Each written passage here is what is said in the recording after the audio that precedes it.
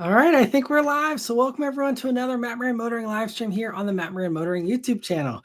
Hope you're all having a good week. And I know it was a crazy weekend if you live here in America, especially, but hopefully everyone's doing okay, with the circumstances we were given this weekend, but hopefully you still were able to enjoy it.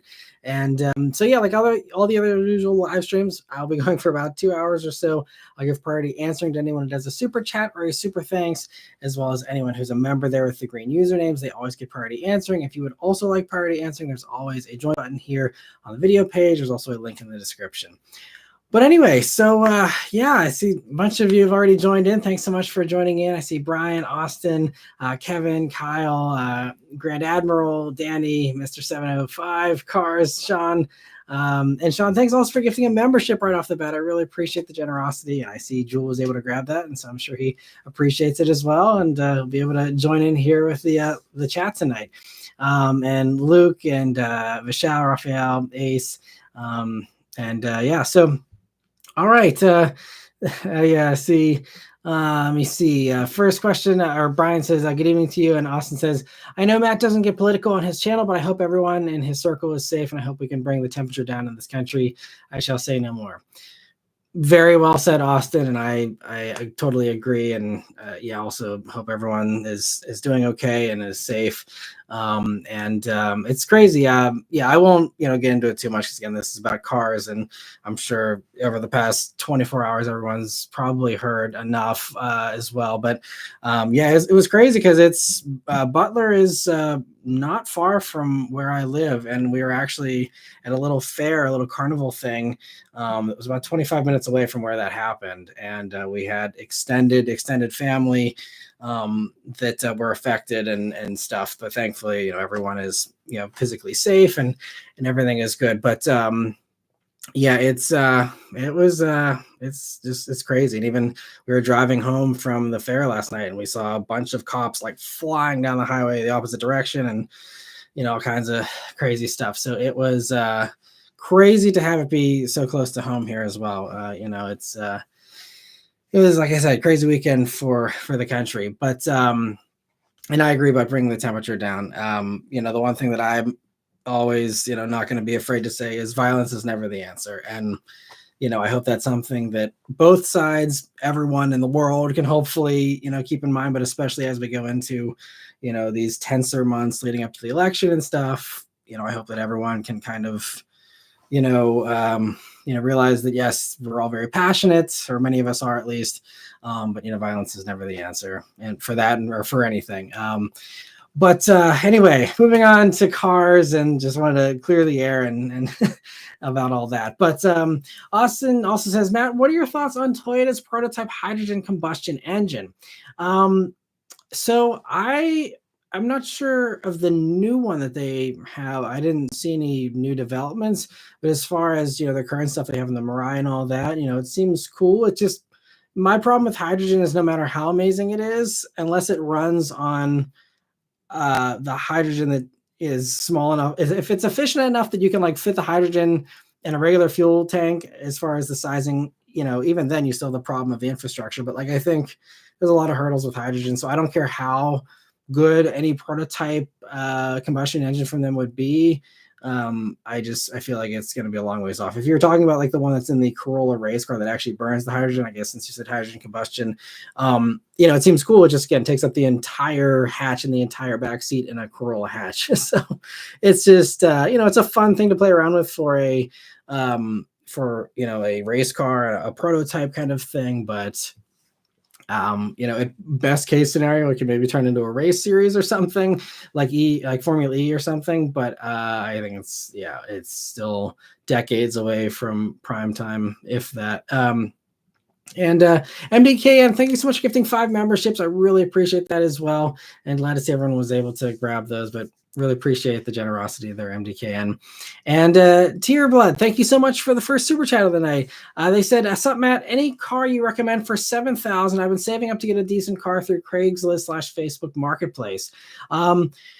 So, and also thank you for your 20th super. You must have changed your username because I don't recognize that, but thanks so much for the super chat. But as far as $7,000, decent car, that's really going to come down to what you need. Do you need something with 4 doors? Do you need something with all-wheel drive? Do you need an SUV with ground clearance? Do you need a truck? There's a lot of variables there.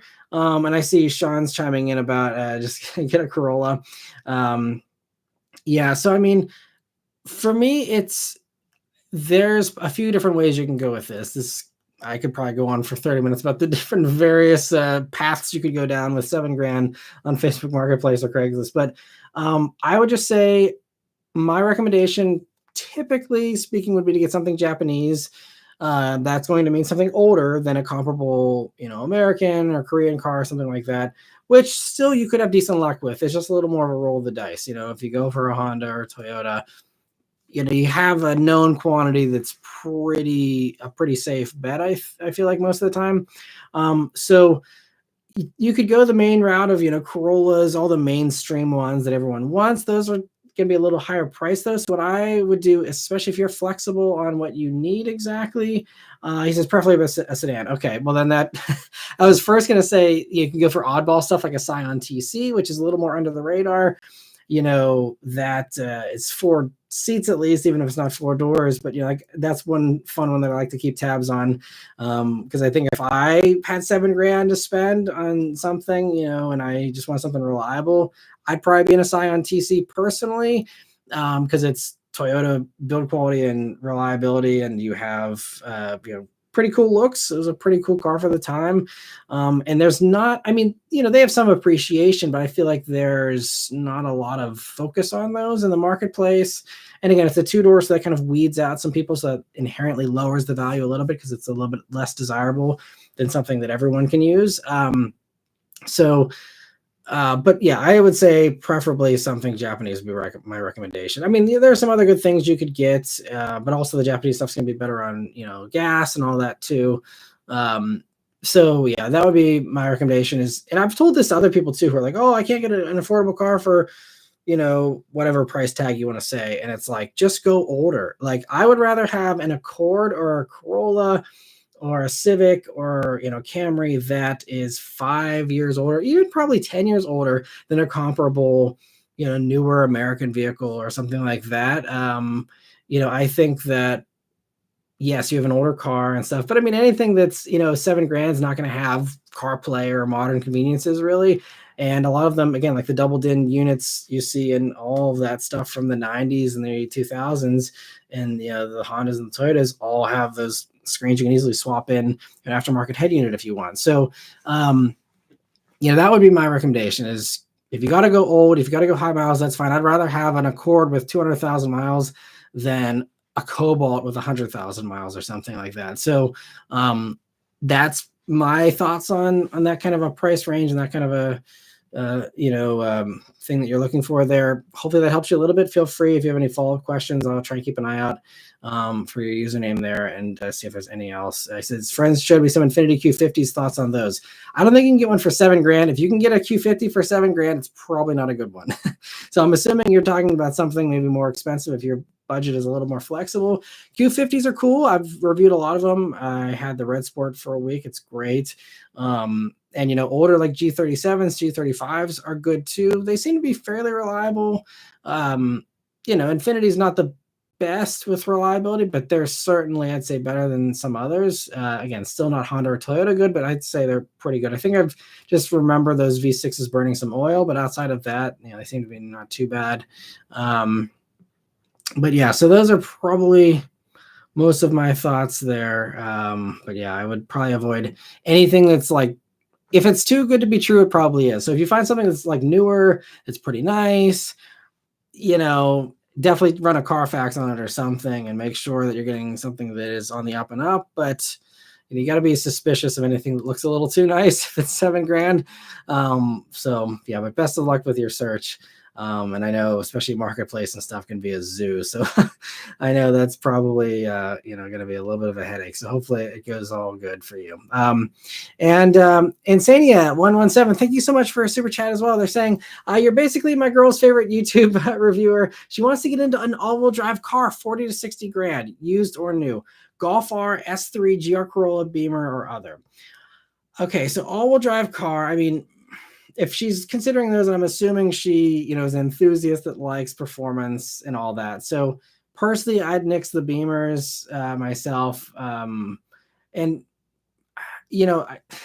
if you know what I've said on the channel in the past, you'll probably know, everyone can see this coming from a mile away, GR Corolla would be my pick.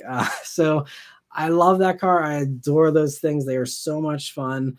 And I've seen a couple of people that have had blown motors in them, but it is a rally motor that has been built to handle the power, and it's a Toyota as well. So I have confidence that they'd be, a solid purchase. Golf Rs are good though too. I had a buddy that, had one. He did a stage 2 kind of tune on it and really likes it. Actually, I have another buddy who currently also has a Golf R, really loves his. A lot of people are really happy with the Golf Rs. So Volkswagens can be a little iffy as far as random lights popping up on the dashboard, and there's running jokes about, Volkswagens, if they don't have a bunch of dash lights on, then you don't have a normal Volkswagen experience with the Golf R and the GTI. So it comes down to her, reliability, risk tolerance, and how much crap she's willing to put up with, from a car, honestly. If she's, flexible with that and she's willing to compromise on maybe some of that stuff in order to have a car that she wants, I think, Golf Rs are a lot of fun. I've always enjoyed my time in them, especially if you're going for Mark 7.5, I think is a little more solid and easier to use than the Mark 8s. But my one friend that had the Mark 8 Golf he still was really in love with it. So I think you get used to the infotainment and all that. It's not a deal breaker, really. I love the S3. If you have the extra money to spend over Golf R to get into S3, I would go for that.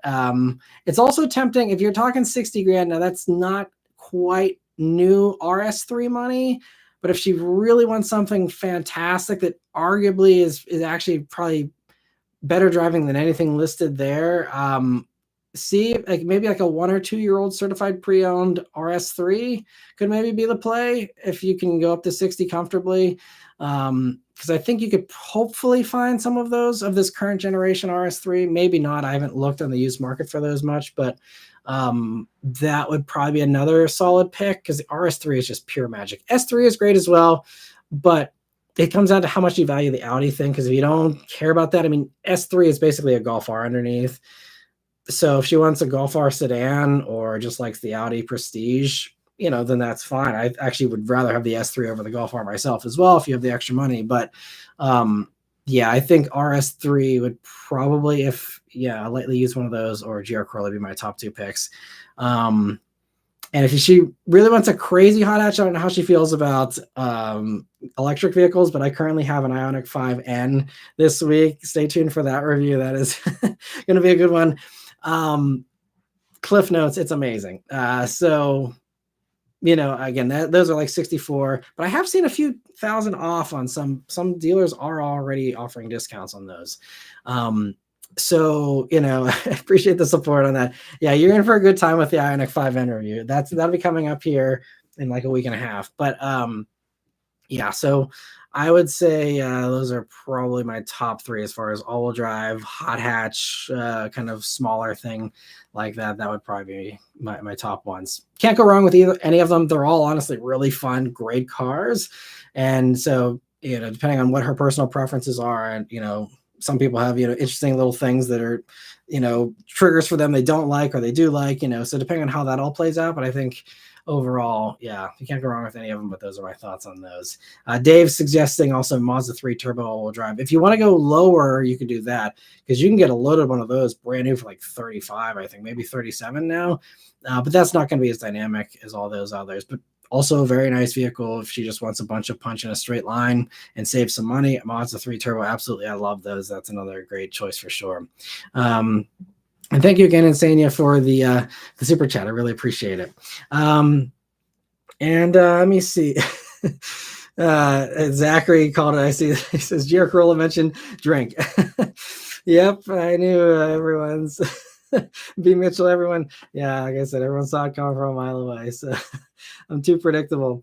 But all right. So getting into the other member questions here. Let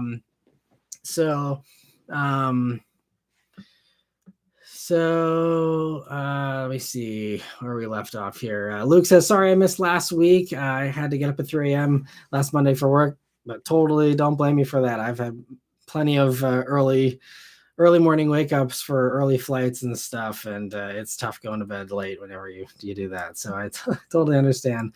And let me see here. Jazz says, okay, which one of the members sent Matt razor blades to shave? Matt also got a haircut from his wife. No, just I went to the barber a week and a half ago or so, and shaved yesterday. The weekends are usually a little bit easier to have the time to shave, so it's not like a once a week kind of weekend thing is kind of the goal for that. Because even my daughter's like, Daddy, you need to shave, it's too prickly. So I got to make sure I stay up on that a little bit better.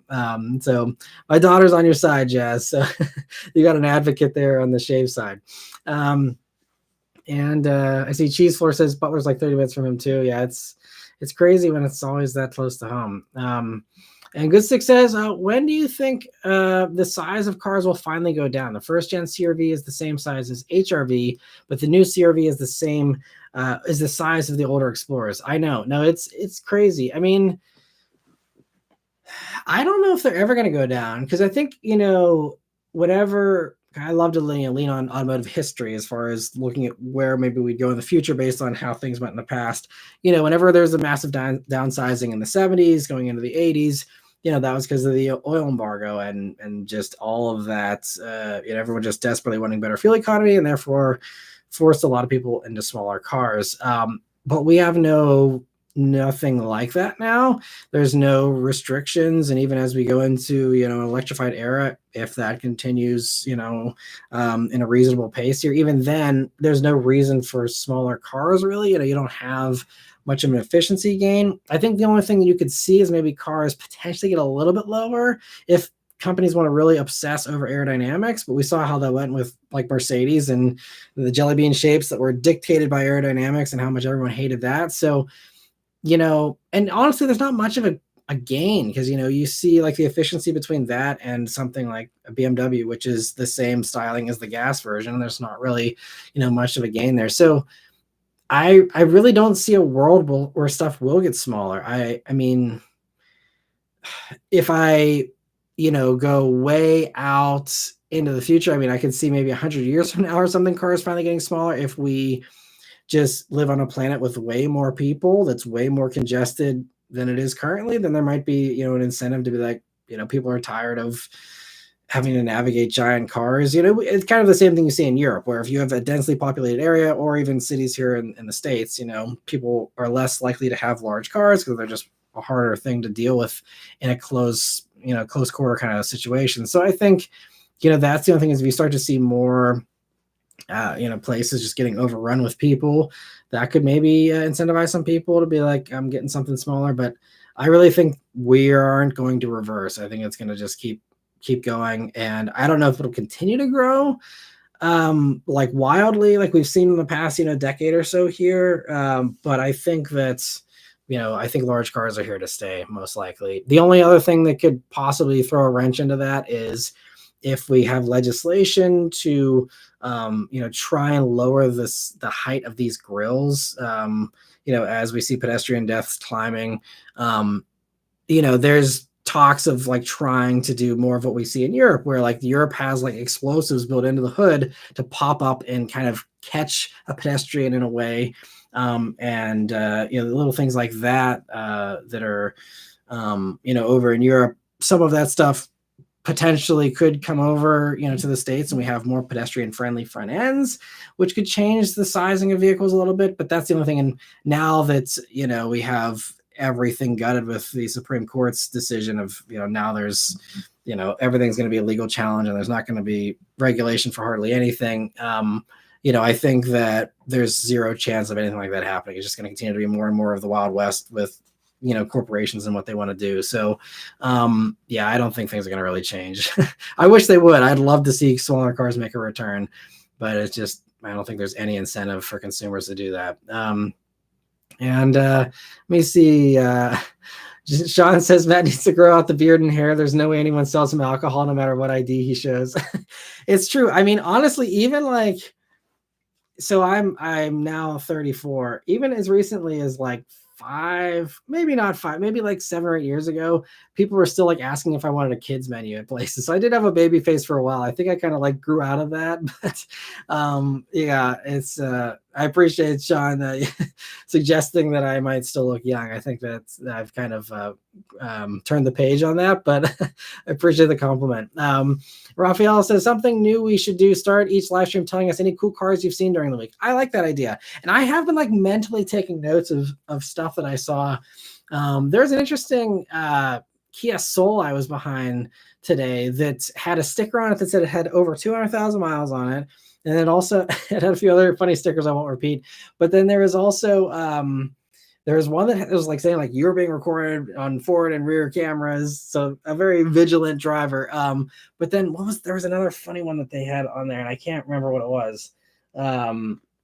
But there was something about like trucking or something, but they like took off in this little Kia Soul, and they were driving that thing hard. And I'm like, man, little Kia Soul, 200,000 plus miles, and still going strong. That's great to see, especially with how many people love to give Kia crap. So that was cool. There's been a few things though. I like mentally take notes. I'm like, oh, I'm going to talk about that in the live stream, and then I always forget. It's so annoying. Yeah, I did see some interesting stuff, but hopefully it comes to me later because I don't want to be a giant tease about this. But yeah, I saw some interesting oddball stuff where, you know, things always kind of stand out to me whenever it's something just out of the ordinary. But I agree. If anyone else has any fun things they'd like to share they saw out on the road here this past week, I'd love to hear about it. And Zachary says, hey, man, hope you're doing well. A YouTube algorithm must love me because love me a lot because I was gifted a membership and wasn't on YouTube. Nice. Yeah, I think the way that I've heard that it works, I'm still not entirely sure how it actually works, but I think YouTube just has a list that they pull from, and I don't think you actually have to be in a live stream in order to get a membership. Because I mean, a lot of times there's like people that are gifted a membership and then never still like, say anything or comment. And I think they're just people that aren't watching the live stream. So I don't think that's a requirement to get gifted a membership. You just have to like, I think somewhere sign up to accept gifting, and then that puts you in the pool of people that can get those gifts. But yeah, I hope you're doing well too, Zachary, and thanks for stopping by. Mike says, Matt's thoughts on Porsche seemingly not slowing down on the EV push. Is it the wrong move? I know product planning happens years out, but with the new Q5, like you mentioned in the weekly update, it's a big question. Yeah, no, it is an interesting difference from everybody, and even from other Volkswagen group brands. And I think Porsche sees this as an opportunity. I mean, there's a couple other companies too, like Chevy isn't slowing down. They're doing the plug-in hybrid stuff as well. But I mean, whenever I was on Equinox EV, they're like, people were already having these conversations a couple months ago, and for Chevy, they're like, no, this is great. If everyone else pulls back, we will fill those market gaps with all of our brand new product that we're finally, having the extra production of now. And they've sorted out the production stuff. They're able to turn these things out pretty quickly. And like for them, it's an opportunity. And I think it's the same probably for Porsche. They're like, okay, Mercedes wants to, wave the white flag already and surrender and, just crawl back to the gas stuff. That's fine. If everyone else wants to scale back, even Audi, Porsche says, sweet. Well, they understand EV sales are still growing, contrary to maybe what you are seeing out there or whatever is viral out there. Their market share continues to grow. We're probably going to hit 10% this year, maybe 9. I think we were at 8 last year, right? 7 or 8, and we're going to be up to 9 or 10 this year and continue to grow. And I think, again, stuff like Equinox EV coming in now officially for 2025 model year, coming in under 30,000 with the tax credits. And it's a good vehicle, tons of space, tons of range, plenty of power, no penalty box like, people might have viewed the Bolt, even though I thought the Bolt was great too. But, it's a more normal looking thing. It's, it's not as, frumpy as, again, some people thought the Bolt looked, just being a hatchback or whatever. It's kind of, I think that like Equinox is really going to change the game. I mean, I could be completely wrong and maybe no one buys it, but I think that, it's the same deal with Porsche. If everyone wants to walk away, Porsche says, sweet. Well, now we finally have a larger amount of people to buy Macan EV and, go for everything else. So, Yeah, this is the interesting thing about competition. It's great to have competition because now we have a variety of companies doing a variety of different paths, and let the best plan win and the best company win. And we'll see who made the right call and who made the wrong call. I still personally think that, you know, if you want to hedge your bets, but you still want to be competitive, I think like what Toyota's doing is still the right move, and get everyone electrified with hybrid stuff right off, right now, or into a plug-in hybrid, which is going to be basically an EV for most people's driving 90% of the time. And you already have achieved the goal that everyone else is going for of electrifying their sales and their, commuters and stuff. And then, we also know that Toyota has amazing EVs coming down the road. There's, been lots of talk about 600 plus mile stuff coming in 2026. We'll see if that actually happens. Maybe it won't. And but I mean, that stuff's all coming. The evolution in these batteries is already happening. And so I don't know, I think that companies like Mercedes are really short-sighted personally, and I think that Porsche could really capitalize big time. I mean, I think Porsche, they're not in the same kind of position as Chevy where it's like quite as competitive because you always have to pay the Porsche premium. And it's, debatable sometimes as far as whether that's worth it over like a Q5 or something like that for a Macan. But I think that Porsche still, though, they understand that like there's going to be a lot of EV buyers that love them and still want them, and someone's going to sell them EVs. And if it's not going to be Mercedes or Audi or something, it'll be Porsche.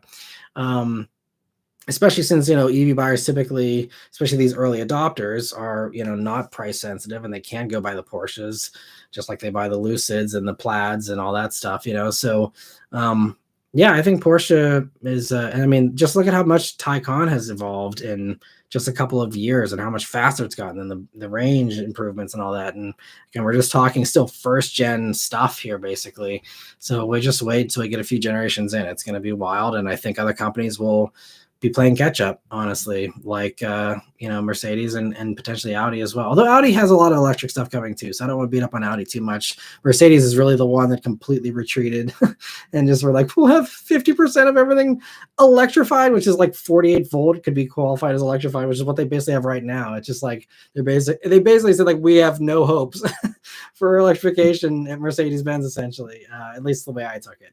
But let me see. Moving on here. Luke says, I think the Ford Capri is strange. Yeah, I don't love it either. Again, it's another questionable Ford choice of you have endless opportunities of names, and also cool historical names. If they have to pull something from history and they can't be original and come up with a new name, okay, again, pull out some of these older names and put it on a cool, EV. And why use Capri? But again, they did it with Mach-E and it kind of worked. And so they said, sure, let's go back to the well and play a second time. And we'll see how it plays out for them this time. But I'd be curious to see, for those in Europe that are more passionate about the Capri name, if they are as worked up as myself and others were whenever Mach-E, came out. But we'll see. I mean, I don't think Capri is bad looking. I like kind of the, harkening back to the round headlights and taillights and stuff, because I like retro looking stuff, and that has a little bit of that cue. But it just, again, why the Capri name, So yeah, not in love with it either. Let me see. So Zachary says, I realized recently that I haven't seen the live stream clips. Not quite worth the effort. Yeah, they just yeah, I kind of did that as an experiment to see if daily uploads would bump the algorithm in my favor in any way, and they didn't. And so, yeah, it's just that there's some days, whether it's a day where I'm traveling or I'm just a day where I'm out on a press drive and I am literally out the entire day.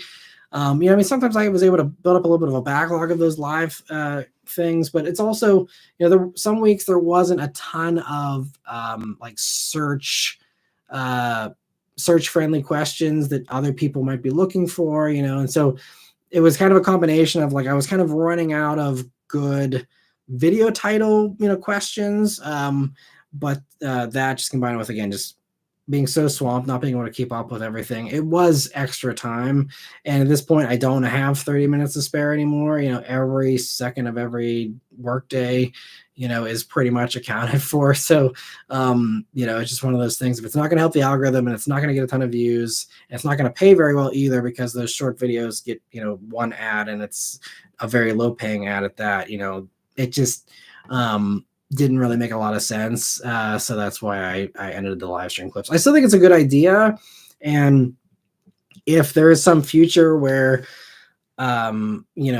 we see YouTube going more and more towards live streaming and all that, if it gets to a point where maybe someday, either the weekly updates aren't worth doing anymore, or even if car reviews, doing long form car reviews aren't worth it anymore or something, then, if we're in a world where everyone just wants to watch shorts, then maybe, I just try out live stream clips then based off of these or something. We'll have to see.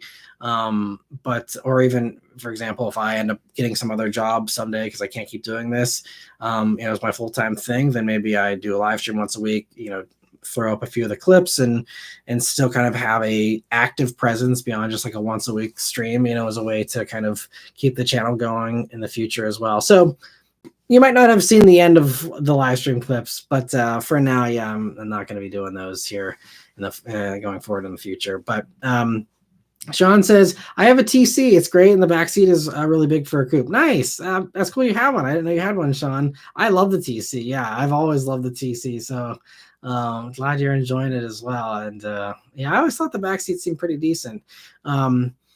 Let me see. Jordan, thank you so much for a super chat. He says, does it cost more to patent a new vehicle name versus using past model names?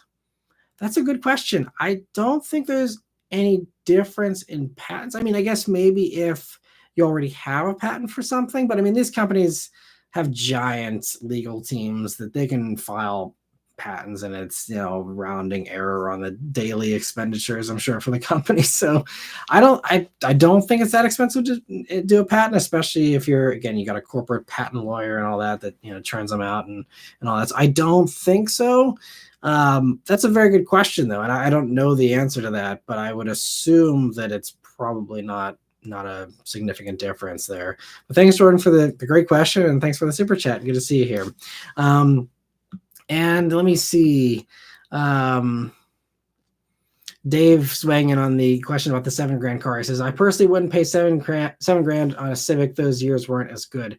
I'm not sure, which years you're referring to, but the ones from the 90s seem pretty solid. And my neighbor actually just got rid of, I don't know, maybe 6 months ago or something, got rid of his like 2003 or 2004 Civic that he had, I think, since new. And it's, he's been driving it 20 years basically, and it's been totally good.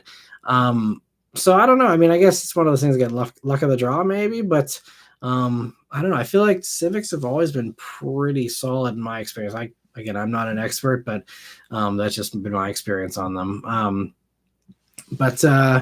Let me see. Trent Cargo, thanks for stopping by. He says, greetings from Arizona. Michelle says, speaking of car pricing, the Versa and Mirage sales being up shows how expensive cars keep getting. Yeah, it is a good indicator of that. And I also just, to me, it's refreshing that like consumers are being responsible finally, because it's like, I think what repos are up to like 8% now or something. And there's like so many, like the amount of people that are like behind on car payments is really bad right now and stuff. So I feel like there's a lot of people that are biting off more than they can chew, or they're just saying yes to whatever interest rates and not worrying about it, or hoping they can refinance sometime, or I don't know what the thinking is there. But like seeing, how Versa and Mirage sales are taking off, I think it shows that people want the new car interest rates and those low interest rates that you get, and the reliability of a new car, but they're realizing that, yes, I can live with a Mirage or a Versa. Mirage, definitely a tougher sell. I think I've actually still never driven one, but that's not a car I'm looking to ever drive. But and I think I've probably just summoned, I think TFIW or whatever his username is, who has one. But Versa, like I said last week, is a really solid little car. I reviewed one a few years back. I thought it was great, and I wholeheartedly endorse anyone buying a Versa. I think it's a really solid little buy for the price they charge for them. But yeah, it is showing how, cars are expensive, and unfortunately wages are not keeping up with that. I mean, I think I've been seeing that now. We're seeing wages are starting to climb to, catch up to, inflation and all that, but still is just not how people are perceiving it. So, having those nice low price tags on stuff that's kind of pre-inflation where they didn't really change the price a whole lot is the stuff that's going to be the really hot sellers. We see this with Volkswagen Jetta. Sales of Jetta, I think they said, are up something. I thought it was around 50%, maybe even more. And that's part of why with Jetta, they said, they wanted to make sure they only did a few little changes here for this 2025 refresh and keep the price basically exactly the same. And I think that that's a really smart play. And I'm really wondering, if Toyota is gonna, push back, like a Corolla refresh, a RAV4 refresh, and keep those at those lower prices, and try to really, especially they could potentially maybe even, I don't know about lowering the price, but maybe don't do the usual yearly price increases, because both of those vehicles at this point have to be paid off, I would assume, from a development standpoint. And so, I think especially stuff's good enough. The current Corolla is fine. It's a really nice little car. Same thing with RAV4. We don't have to stick to this 5 years. Every 5 years, there's a new generation of something. Like, stretch it out to 10, especially in these times we're in. I don't think that's really a bad play, honestly. And again, especially with Toyota, we've seen how it's worked with 4Runner and stuff, and a lot of other companies that have stretched things out. Look at Nissan with the Frontier. Throw some new styling on it, tweak the chassis a little bit, and new engine, but still basically have the same truck roughly underneath, and Frontier sales are great. So I think that's honestly really smart. Especially if you're trying to conserve money with this, all the money being invested in the electrification switch over, save money on the gas stuff, keep the current gas motors going, and there's nothing wrong with them. They're all fast enough. They're all, about as efficient as they're probably going to get, until you hybridize everything. So just leave it and, see how long you can milk it for, I think, but yeah, it's interesting. Crazy times we're living in all the ways. And let me see. I see also Sean weighing in about A5 Sportback or BMW 2 Series. Yeah, 2 Series Coupe would be a fun one too. Just again, anything European, I would get an extended warranty on. Getting back to Insania's question, I think that would be definitely something I would want to do on those. But sorry, I missed a couple more super chats here. Jordan, thank you so much for a super chat. He says, did you catch the BYD ad for the Shark? I did not. I've heard about the Shark, but I don't know anything about it, really. I don't really follow BYD because it's just, again, something that's not on my radar because it's not for the U.S. market, and I can't ever review it. So just kind of something I'm not following too closely.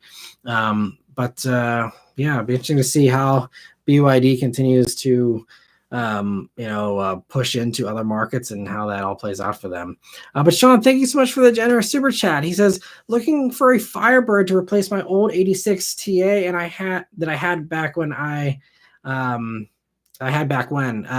if I find one in my range, I have to decide what to do with it. LS swap, EV, Mad Max, off-road mods, and do I still remember where my Motley Crue CDs are? Well, I hope so. You don't want to misplace those. But as far as Firebird to replace your old 86. I mean, as far as what to do with it, I guess you could nowadays call that a classic car. Everyone's preferences are different on how they want to play, with those kinds of vehicles. Personally, I'm the type, the charm of an 86 Firebird to me would be that it drives like an 86 Firebird. So I'm not a big fan of resto mods. I'm not a big fan of even the EV swaps, honestly. I mean, I could see if we live in a world where, a gas powered thing just isn't practical or isn't is frowned upon, or, whatever the case might be. I could see the EV thing a long ways off, 50 years from now, maybe making sense. But other than that, I would just say, I mean, it depends on, again, what your memories were like back when you had your old one, but I would say get as close to factory original as you can and then enjoy the 1986 driving experience. That's what I love. That's the most fun thing about every classic car that I've ever reviewed is you are so much more engaged with the driving experience. It's, Yeah, the brakes suck. Yeah, the engine sucks. Or, they're all slow. They're all, sketchy to slow down in and do anything in, honestly. But that's part of the charm. To me, if I wanted a faster LS powered thing, I'd buy something that came with an LS. I would, if you want an awesome modern GM muscle car, something that feels like that, go for one of the newer gens of the Camaro, fifth or sixth gens, and something like that. So that's my take on it. Again, everyone is completely different, and there's no wrong answer because it's your car. It's everyone has different preferences, and that's what makes life interesting. Is everyone's different. But if it were me, I would enjoy pretending like I time traveled in 1986 in my Firebird. So that's my thoughts on that. And good luck finding those Motley Crue CDs. And thank you so much for the generous super chat there. And let me see. Getting back to the member questions here. Austin says, am I weird for liking the new Ford Capri more than the Mach-E? No shade intended, Matt. No, yeah, no worries. Yeah, the Mach-E is a great appliance, but I still really hate that they, called it a Mustang, and I would have loved to see something different done with that. But yeah, Capri is fine. I wouldn't be mad if they brought it here, but they never will. I see V. Mitchell making the comment about the GR Corolla. Same with Zachary there. And yeah, Vishal says, I guess I don't have a normal Volkswagen. My 2016 Passat never had any warning lights come on. That's great. Congrats, and knock on wood. Hopefully that continues to be the case for you. That's great. I'm happy that people have good experiences. I know, like, my sister had I think it was a 2016 Jetta. Yeah, and like that thing, like she'd use the USB jack and then it would pop a fuse every time. Basically, it was like the USB jacks were like unusable, and just she didn't have a ton of lights, but it was just a little glitchy for her. There was a couple of times, I can't remember exactly what. I mean, the car never like had any issues as far as breakdowns or anything like that, but I think it went through brakes quickly, if I remember correctly. Just a few little just quirks that you don't have with other vehicles typically, but I mean, she liked it well enough, but not well enough to stick with a Jetta. She was looking, her lease was up on that, and she was looking, checking out the new Jettas. This is when the current generation first had come out. But back then, Volkswagen dealers were all like, oh, it's the new Jetta. Like, we're not cutting you any deals, blah, blah, blah. And they're playing hardball. She's like, okay, cool. And she went and leased the prior gen Mazda 3. I think it was a 2018 that she got. And she's been in love with Mazda ever since. She went from the Mazda 3 to the CX-5. And that's how you lose customers, is you have these little, quirks that sometimes people don't love. And then you have dealers playing hardball. And it's like, all right, I'll go to a competitor. So yeah, I think a lot of companies could do a lot better with their buyer retention and customer retention. But anyway, Austin says, when I park my Fiat 500 Abarth next to my friend's GR Corolla, it makes it look like an F-150. That's funny. Yeah, you really got the small thing there as the Abarth, and those are still so fun. And let me see. Okay, so Sean's responding to Mark C. Let me see what Mark C is saying. He says, I know I'm old school, but I just love my Lexus IS 500. Those are awesome. I love the IS 500 as well. In my review, I was praising it up and down. Those things are very, very cool. Let me see. But yeah, Sean says it's a solid car for sure. Yeah, if you're talking, I don't know if that was an I for IS or LS, but either way, I mean, LSs are cool too, but I mean, the IS 500 is fantastic. Stratus Edge says, hey, Matt, following up on your reply on the ILX video, did you happen to find a second or third gen IS 250? So I have someone that has offered a 250. I believe it's a 2012. If I remember correctly. I'm hoping to review it at some point this year, because they also have a MR2 Spider, a 2002, 2003 with some light mods. I reviewed one a while back. I wasn't in love with it back then, but I want to give it another try because they're just really rare and really cool in my opinion. And this one also has light mods. The one I did previously was basically stock. So I'm hoping with some mods it'll be more fun too. But anyway, so those are two Same person owns both of those. I'm hoping to meet up with them in this fall, but I am so backlogged on reviews. Like you're gonna see. So this week, I'm gonna have some stuff that I shot recently because I've been doing all my performance vehicles basically for the past several weeks here, just kind of packing all the performance stuff into the summer and then kind of pushing back some of the regular stuff.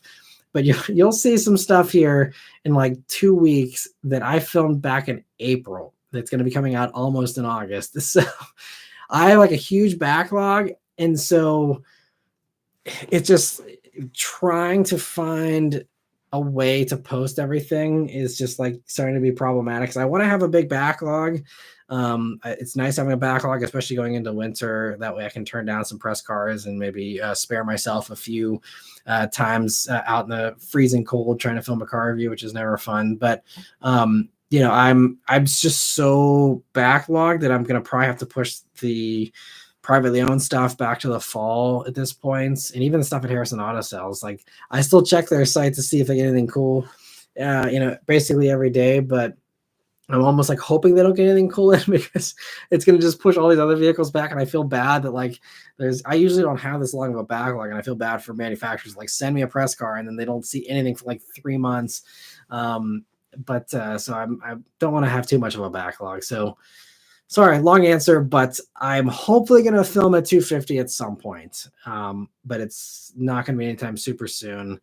And then I got a bunch of other stuff I'll be filming this fall, so it's it's gonna be it's crazy. I already have basically the entire video upload schedule set for like now till like the middle of October already, with just press cars I have booked and drives and all these other things. And there's more stuff I'm sure I'll get sent invites for, and other things I'll be posting up.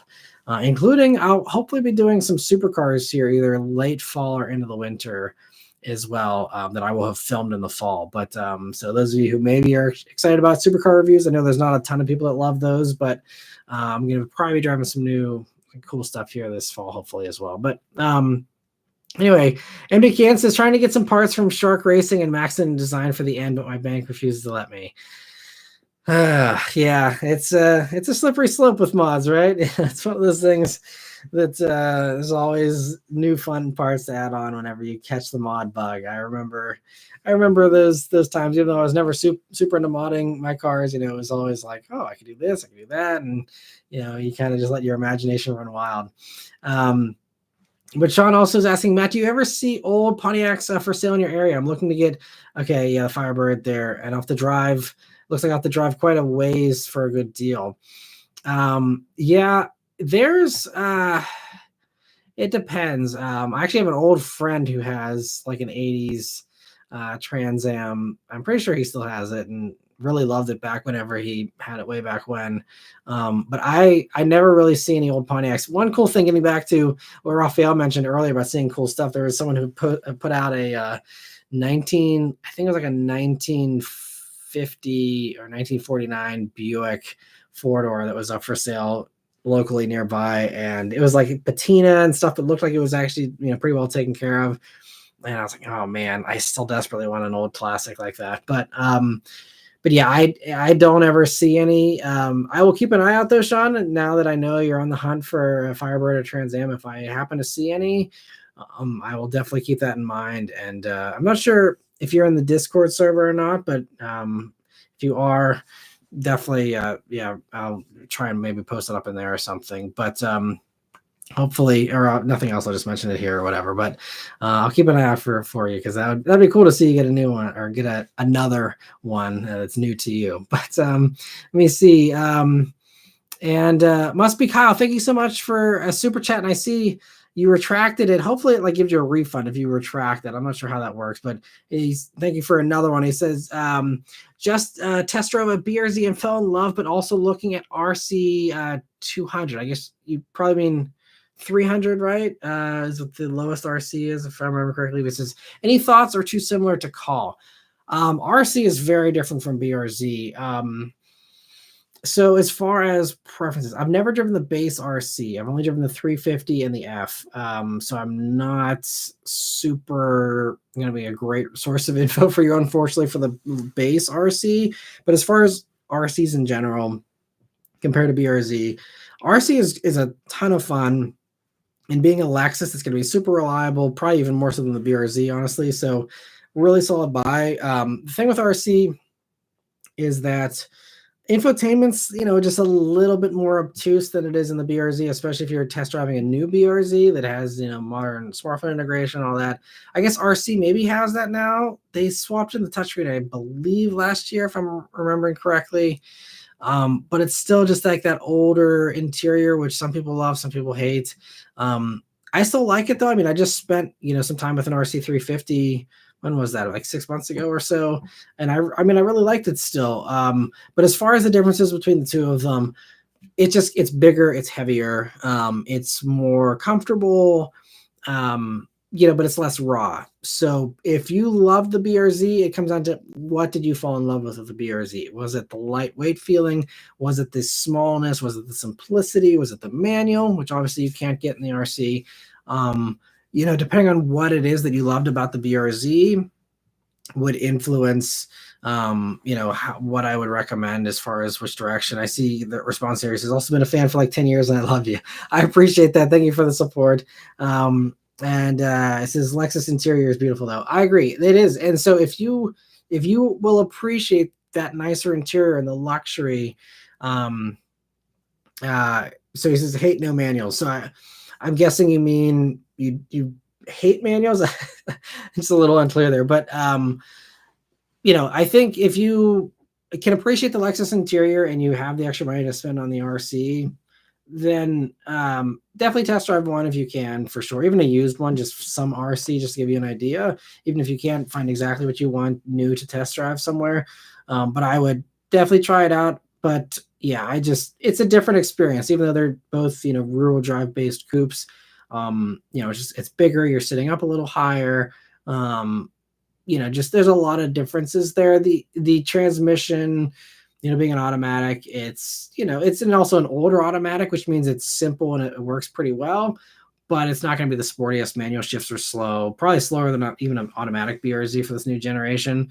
So it's just, it's not the sportiest thing. Even honestly, even the RCF isn't super sporty. It's a bunch of power and it's fun and it's, pretty dynamic if you go for the higher, racier versions of the Fuji edition and all that stuff. But it's still not going to, a modern M4 or something like that's going to probably run circles around it, but they're great vehicles. So it really comes down to, what you're going for. If you want something that's the best backroads carver possible, BRZ. If you want the most raw feeling, you want the most engagement, the simpler kind of vibe, BRZ is the way to go. But if you like the Lexus interior, you like the luxury, you like being coddled, but you still want a beautiful coupe that is also still sporty and still, lots of fun, and you're not quite as intense about your need for everything that the BRZ has, then by all means, the Lexus is a great buy.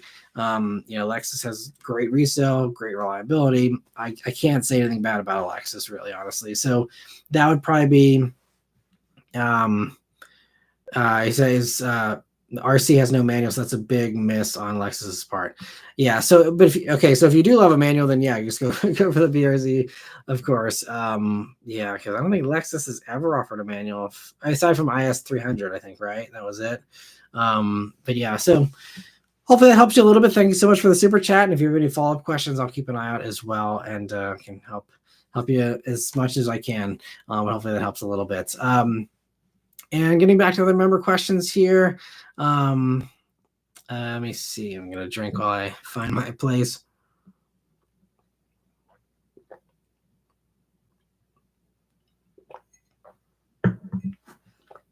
So Austin says, has anyone heard from Tu lately, or did he succumb to the karate chops in Matt's basement? Well, he was here last week. He made an appearance last week towards the end. So seems like Tu has escaped the basement and he's doing well. So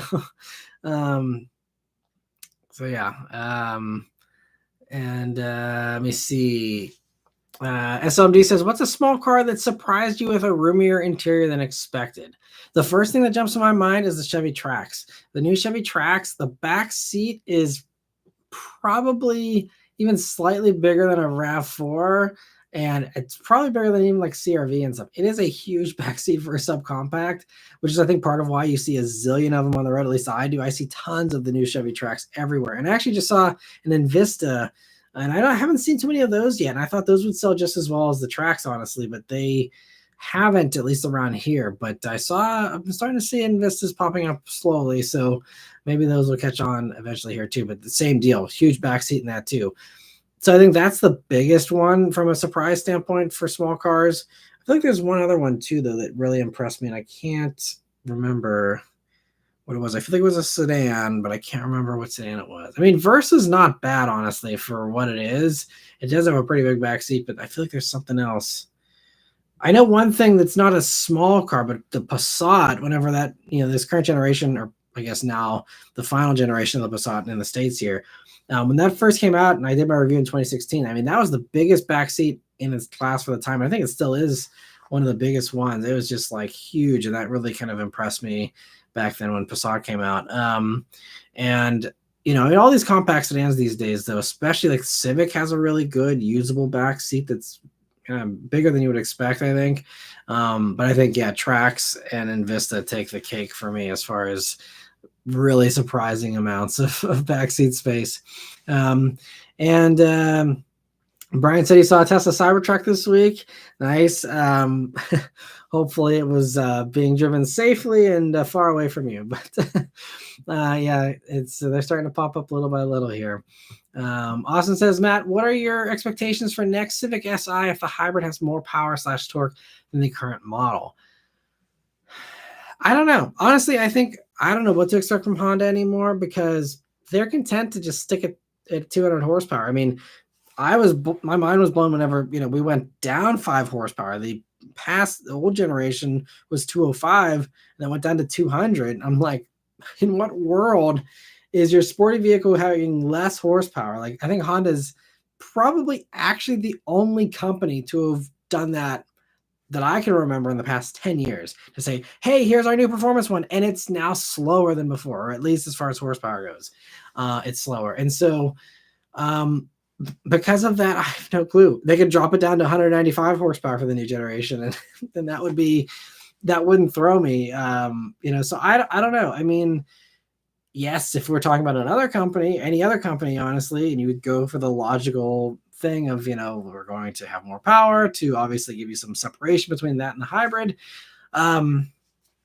So I don't know. I mean, it's just a turbo motor. I think they could easily turn up the boost a little bit and, put it to 225, 230, give it a little bit of breathing room between that and the hybrid, but then you'd have to do that to Integra as well, so that you're not stepping on toes there, which is no problem, again, because it's the same motor, and again, it's just as easy to turn that up. But I don't know.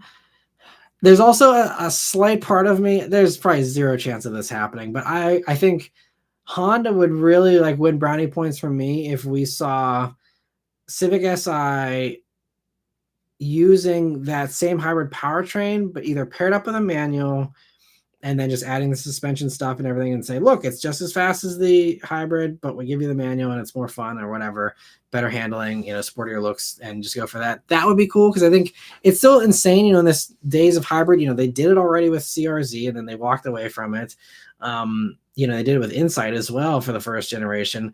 And so I feel like Honda would be the one to do a new manual hybrid. They could also throw that in the Prelude that's coming, and all this. There's a bunch of different potentials for that. But that would be the cool wild card thing that I doubt they'll do, but that would be a fun way to do it. Otherwise, though, yeah, I would say same power, and just say, oh, well, Civic Si was never meant to be a super fast car, and just kind of, they'll just PR spin it away, so that anyone that complains, it's just like, why should you expect anything more? Or maybe they'll actually give it power like we're hoping for.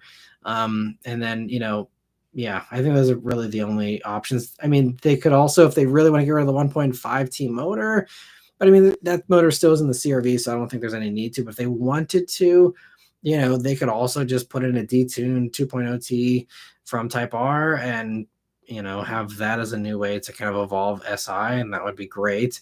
But I also certainly wouldn't hold your breath for that. So My guess is they phone it in and don't do anything. But we'll see what they do. And also, let me see. Jordan, thank you so much for a super chat. He says, does Ford still have a Focus that rally races? They might have a rally car. I'm not sure because I don't follow WRC, unfortunately, anymore. But we do know that Focus is going away. I think 2025 is the last model year for Focus in Europe, and Focus ST and all that by extension. So I don't think they have anything anymore. So I could be wrong. But yeah, I don't think Focus is in rally anymore. So maybe someone else that knows what they're talking about can can weigh in better. But thank you, Jordan, again for the super chat. And Kyle, thank you so much for gifting 5 memberships. I really appreciate the generosity and happy to see some familiar names and some new ones there able to grab those memberships. So hope everyone enjoys the membership experience there. And getting back to other member questions here. Let me see. Right. So I guess we're behind on I'm really behind on comments. I apologize, but I see Slam Sedan is laughing about the kids menu comment. Grand Admiral Thrawn says, what is the best car you've ever reviewed, any price bracket? That's tough. It's because the problem as a reviewer is best car is a very multifaceted word, because best for me is not best for everyone else, and that's kind of why I don't do ratings and blanket scores for cars and stuff, because that's not helpful in my opinion. But as far as, to me, the best car I've ever reviewed, as far as like, to me, just like the most fun, most exciting, it's so hard to pick a favorite. It's probably like a top few, because honestly, like the cars that I desperately want to own that are like on my dream car wish list are cars that I've never driven either, like Ferrari 812 GTS, GTC4 Lusso, Aston Martin V12 Vantage, all these kinds of things that I've never driven that would probably take the cake if I ever had a chance to review them. But as far as the stuff that I have driven, I'd say, some of the top ones that pop into my head immediately are Jaguar F-Type R, was one of the wildest, just most hilarious, cars to drive. Not the best from a like track standpoint, or the best from a probably all around sports car standpoint. Objectively, it's worse on probably the skid pad and all your numbers and stuff. So this is why the best word is tricky, but for me it was just the most fun, so therefore it was the best in my mind, or one of the best ones. I also think the new Corvette Z06 really probably, I think it's safe for me to say, as far as press cars that I've ever had, Z06 was the most fun favorite one I've ever had by a long shot. That car was just, I felt like a millionaire for a week just racing around in this screaming flat plane crank, supercar, really. So Z06 is probably my favorite press car for sure. But and also one of the best cars. I think Z06 is probably the best one I've ever reviewed, because it kind of does all the same stuff as F-Type R. It doesn't have the wheel spin.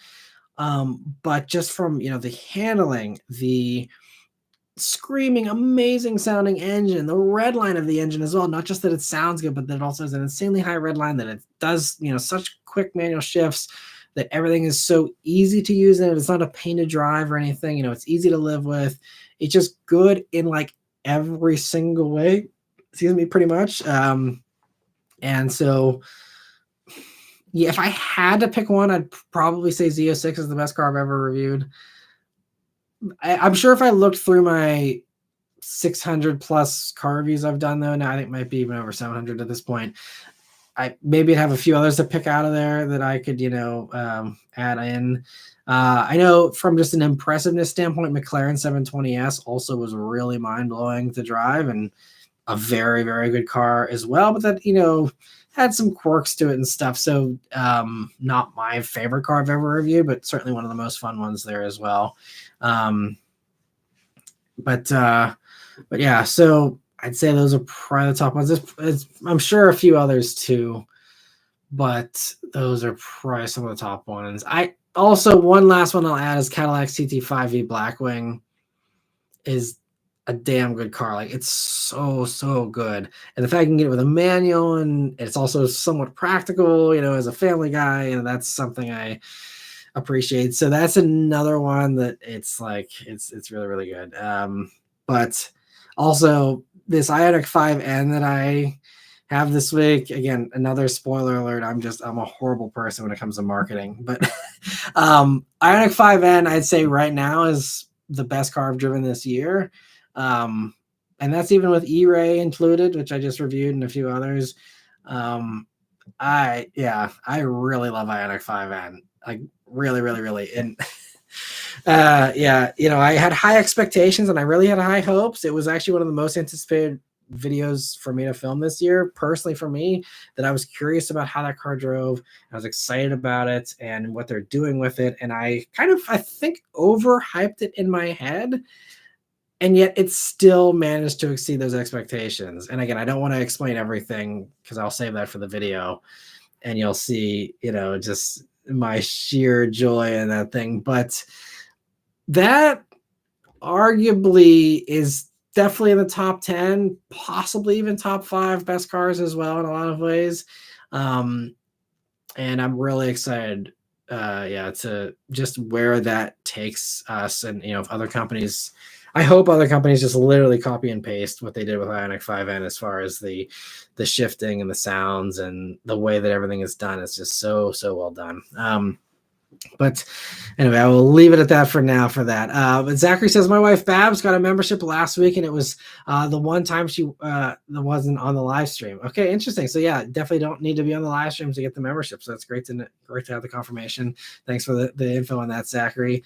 And also Zachary Jones says, my mom's 2015 Kia Sorento has reached 175,000 miles on it, still going strong, slowly getting to 200,000. Awesome. Good to hear another Kia is holding in there really well, and I'm glad it's treating her well. That's awesome. And Slam Sedan says, this week I saw a couple of Cybertrucks and Camrys, no new Zs in months. Yeah, same here. Still, I think I've seen 2 total this year, and they were a couple months ago as well. But that is one interesting thing. I don't know if you guys saw, there was the Q2 sales results came out and all that.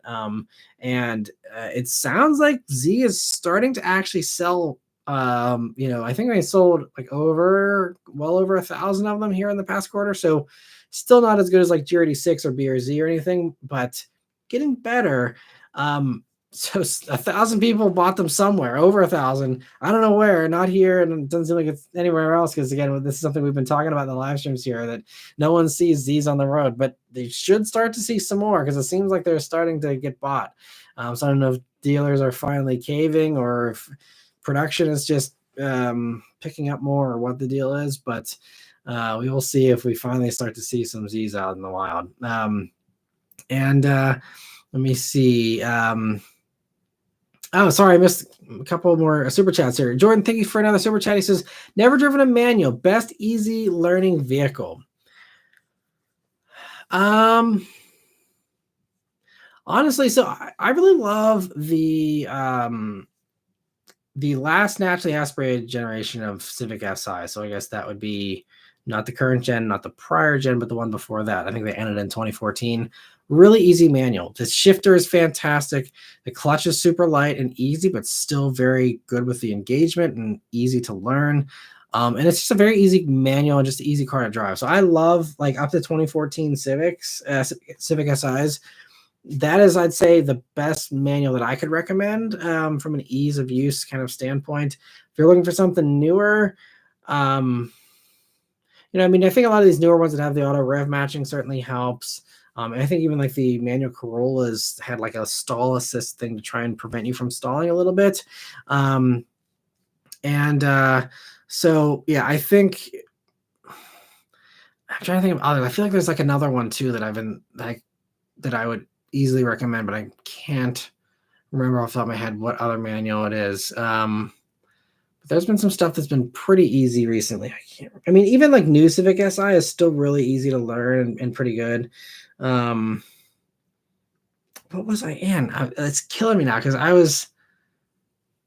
it was just something recently too. I hate when that happens. I'm like, it's right there, but I can't think of it.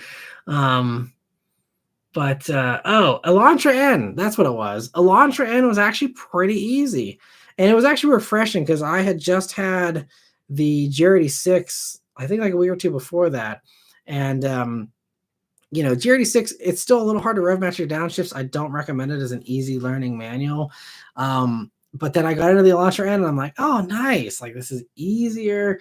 It's a little tricky because the clutch is a pretty short throw, but it's got the auto rev matching and it's actually a pretty forgiving clutch. So Elantra N's a really good learner car too if you want something that's a little sportier than an older Civic Si. So those are probably my best recommendations there. But thank you so much, Jordan, for the super chat again. And Madame Comatose, thank you so much for a super chat as well. She says, Insania's wife here. I love your channel. Your excitement on reviews when you floor it is priceless. We've been watching since you were a Super Rix fan. Well, thank you for all the years of support. I'm so glad that you both enjoy the channel. And it's probably going to be really cool to be able to enjoy watching the same YouTube videos together and enjoying the hobby together. That's really cool. I think a lot of people, it's something that either like one of them does or the other one does. But it's really cool you guys share that, and that's awesome that you're able to both have fun cars, and you got a good budget to shop for some really really good stuff. I think this is one of the best times to be shopping for a hot hatch because everything is fresh and new. They're all fantastic, and there's just so many fun vehicles out there. So, but yeah, thank you so much for the support. Though. I really appreciate that, and yeah, it's been a long time. So I feel like it's been so fun with all of us kind of growing up and progressing through cars kind of together where we've all at least me is the mod era and doing some more of that stuff, and then I've kind of now transitioned into doing minivan reviews and all these other things, and it's kind of fun, and I'm so grateful to have so many of you that have been watching for so long and been on this journey for a long time, and it's always great to see that here in the live stream. So thank you so much again for the super chat there, and best of luck also with your car search. And Jordan, thank you for another super chat as well. He says, your first manual learning car. Good question. So my first manual learning car, which was also very easy, was a Mazda B2000, I think is what it was called. It was like a 1988 Mazda little pickup truck that had been beaten to hell and back probably 5 times over. And I mean, the clutch was, hanging on by a thread, but I mean, it was fine. I mean, the poor thing was just beaten mercilessly every single time it was basically driven, not just by me. I mean, it was a fun little thing to beat on, but I mean, every employee just burnouts and just drifting around in the snow, and and then just it was like a parts truck too. So just like, at the dealership that I worked at, that's where it was stationed, I guess you could say. So that was the first thing I learned manual on. And then there's a Dodge Dakota V8 that they had. There's another parts truck, and that thing, I don't know if it was just the amount of torque that thing had, or if the clutch in that was just like messed up in the right way where it basically wouldn't stall. And I mean, you could stall it, but you really had to like try, because otherwise it would just like, you could just like let the clutch out and just let it like roll, and it would just like keep rolling. I guess that was just a function of that much torque that it had or something. But I mean, that thing, like, there was even like some of the employees, I didn't do it, but other employees would just like power shift. They just like, oh yeah, you don't need to use the clutch in this thing. You just like red line it and just jam it into gear and it's fine. And I mean, it never like missed a beat. The thing never broke down or anything, at least while I worked there, which was about 5 years of working there. And this was 2006 to 2011. But yeah, so those were the first 2 cars I learned on. And then the first manual car I had that was my Legacy GT Spec B, which I bought with 15,000 miles on it. It was 1 year old. It was pristine. And it was so painful the first day because I had learned how to drive, the manual and all the basics on those vehicles, and then other vehicles that we had on the used car lot and stuff a little bit to refine my skills in other vehicles. But whenever I got that car, I hadn't done a lot of practice on hills.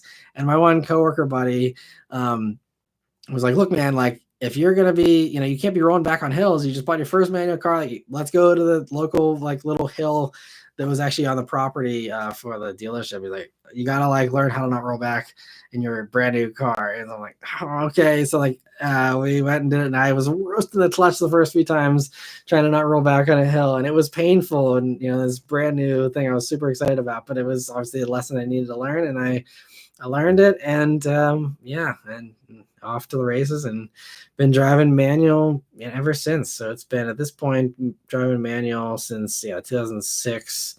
So coming up on almost 20 years, 18 years of manual. It's still my favorite way to drive, personally. And Luke, thank you so much for the super chat. He says, how do people enjoy their daily driver long term? I feel no matter what I want / think I want, I get tired of my car in like 2 years for whatever reason. I think that's just a personality thing. There's a lot of people, that I know, especially in the car world, that they like, trying something new, and they get bored, and, they want to try out something else. And I think that's, totally fine. And it's just differences in personalities. The same way there's differences with people that, get bored with all kinds of stuff, whether it's moving to new places, or, some people want to go to the same vacation spot every year. Other people want to go to a new place every time and never go back to the place they've been before. You can extend it out to all kinds of things in life, where people, just don't like sticking with something long term. And so that's I think it's just, people are just wired differently, and I don't think there's any wrong answer there. And it's just all comes down to what you like. I think for a lot of people, though, I think as far as general car buying public, non-enthusiasts, car buying is a pain for a lot of people. So if they have something and they're happy with it, or not even happy, but if it just like actively doesn't annoy them, then they just live with it, and they're fine with it, because it's like, I don't want to deal with that. I don't want to have another annoying salesman, or search for what I want. It's, this whole thing, especially these days with interest rates and everything too. So I think there's a lot of that where people just don't want the hassle of it. But then there's other people who, the buying process and the search is part of the fun, and they are always on the hunt for a new car, and they're like, oh, everything's for sale and everything. I can always be swapping. People buy cars, every year, and it's like, oh, what's this summer's new toy? And, that's how a lot of enthusiasts operate. So, just everyone's different, and that's what makes the world fun, right? And it must be Kyle. I see. Thank you for another super chat. And then I see the message got retracted again for some reason. But I see you're saying Forester XT or base Macan, both well-engineered four poppers. But if you've driven both, what's your opinion? So Forester XT, I have driven. I reviewed that a long time ago. You can check out my review on the Forester XT if you want to hear my thoughts on it. And from my memory, the things that stand out to me are, I think that's a 5-speed automatic, and that's still, because it was still running the same powertrain from like that, old Legacy GT and stuff. Not a good transmission. I guess you could argue it's better than a CVT, but not a sporty transmission, really. That was, I think, the main letdown for me with it. It was, for its time, not terrible, far from, impressive or anything, but wasn't miserable or anything, but just not as good as you saw from other stuff, even back in 2014 or whenever, the one that I reviewed was. But as far as Macan, I've never driven a base Macan. I did the review on the Macan Turbo, what was that, back in the fall? I did that. So that video would be a good guide as far as my thoughts on Macan in general. But as far as the base one, base Macans are fine. It's going to be better handling than like an Audi Q5 that it's based on, but you give up a lot of space in the Macan. It's not going to be nearly as practical as the Forester. So if you want something with a bigger hatch, a bigger back seat, Forester is going to be the practical choice. The Macan is going to be the sportier choice. The only thing I would say, I guess Forester XT that's that old, you also are going to be a little iffy as far as reliability. But base Macan, especially, they might be cheap at this point for an older one like that, but you're going to have to get an extended warranty, because Porsche service and Porsche parts is going to be brutal. And on an old Macan, you're probably going to have stuff that's going to need replaced and all that. So I'd be very, very cautious about buying an old Porsche like that. Again, some people might have good luck. Not saying it would be a bad experience, but just if you have a high risk tolerance for reliability, once again, like I mentioned earlier with the other questions, then base Macan is probably going to be a little more dynamic, has a better transmission for sure than Forester, and just a more well-engineered vehicle, I think. But yeah, it's just going to be an interesting choice if you're interested in reliability. But I'd say Forester also could have some issues, but be more reliable, I'd say, and again, more practical. So that's probably my thoughts on that. Hopefully that helps you, Kyle, and thank you again for the super chat. Jordan, thank you for another super chat as well. He says, car enthusiast movies now, are they dying because of EVs? I don't think so. I think that, I think that like car chases in movies has always been, something that's still have appeal. We see this in like Mission Impossible. We see this in the James Bond movies. We see this like John Wick. Lots of like car chases and stuff. But as far as like enthusiast movies, I think that it's just hard to beat Fast and Furious at its own game, and they know that. All these movie studios. So I think there is still some coming out. Like they're working on a new Baby Driver movie, which I still think is one of the best movies.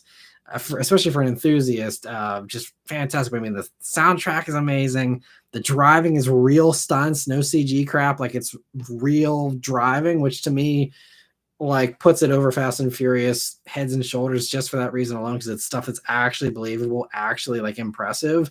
There's real drivers doing these things, and I mean, there's some real stunts in Fast and Furious, but not nearly the kind of stuff that you see in Baby Driver. So like. I'm very excited for Baby Driver 2, and I'm hoping it sticks with the same formula. But as far as why there's not more, I don't know. I mean, I think there could be more. I think that the car enthusiast group, as we saw with Fast and Furious, clearly is a large amount of people that will go to the theaters for a movie that's primarily about cars still.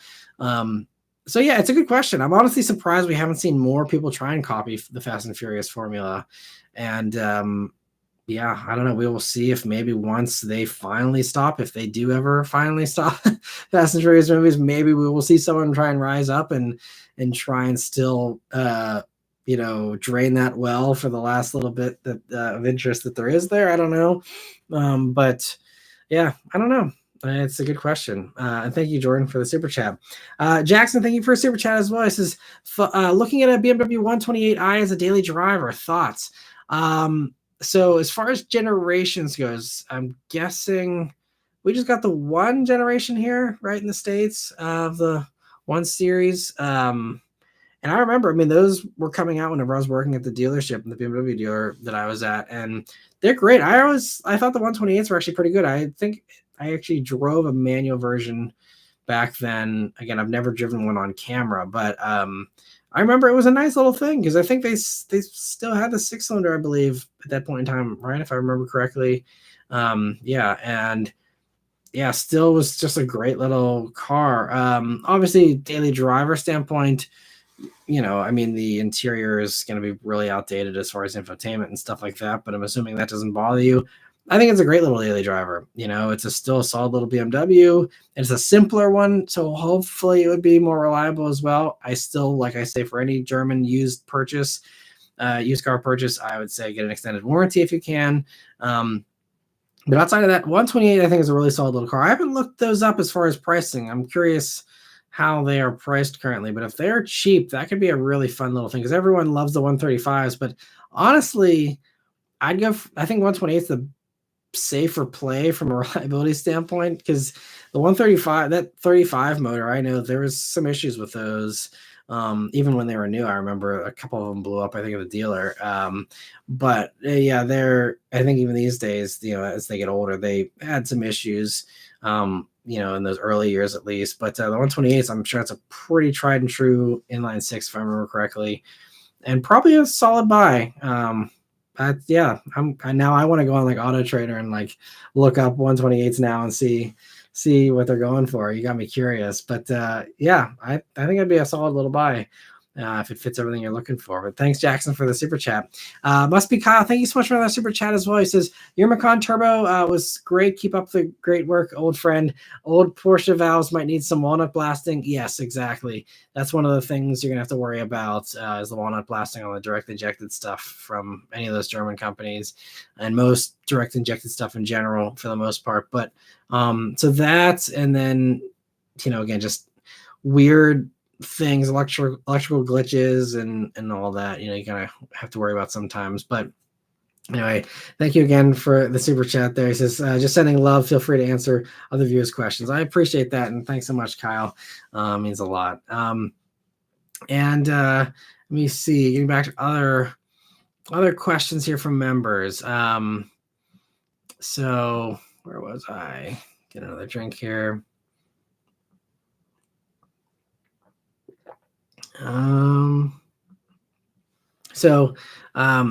Good Stick says, why did Lexus greenlight the 350L considering how useless the third row is?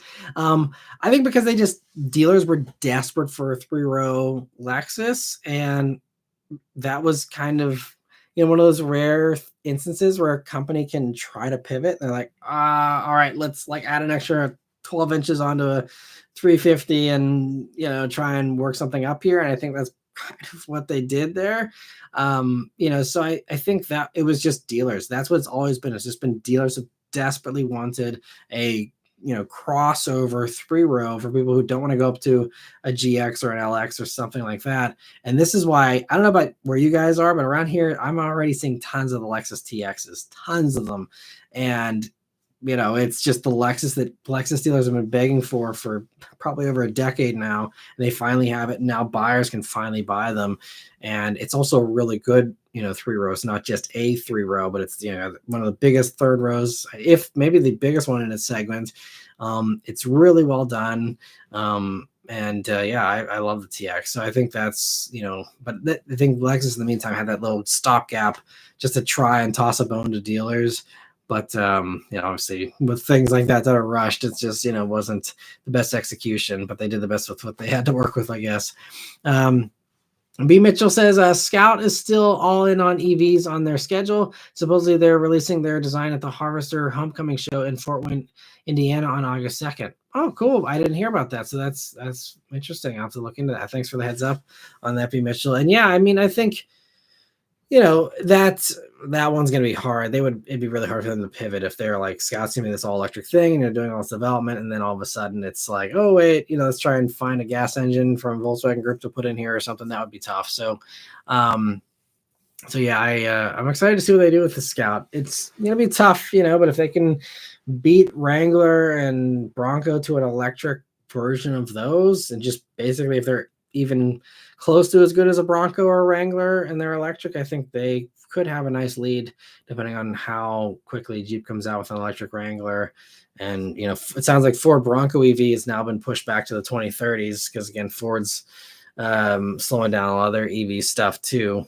So I think honestly, this whole thing probably played into Scout's hands perfectly for them. And I'm, that might actually give them a better chance of success than they had previously. Because I think if you had electric Wrangler come, around the same time as Scout, and you had Bronco EV coming around 2026, which I think was originally the plan, it would have been stiff competition. But now they might just walk away with some sales there from everyone who wants an electric off-roader. We'll see. Let me see. And Grand is responding to Brian, who says, isn't Porsche in the Volkswagen Group with Audi? They are. And saying, thanks for that, Grand, along with the Lamborghini. Slam Sedan says, would you say a used EV, more specifically a used Tesla Plaid, is reliable? Teslas are mostly reliable. I think the parts, as far as build quality, is going to be the problem there. But mechanically, it seems like they are mostly pretty solid. Plaid, I think time will tell because, those are more higher performing motors and stuff. So maybe there's some issues there that we haven't seen with other versions of Teslas in the past. But Tesla historically, or that we see with Model S, they've made some pretty reliable stuff. There's a lot of high mileage Model S's out there running around. So I have confidence that Tesla's motor engineering is actually, pretty solid. So, the rest of the car around it, especially, with Model 3 and stuff, Model Y. But, I think that, motor-wise, they should be pretty reliable, most likely. Let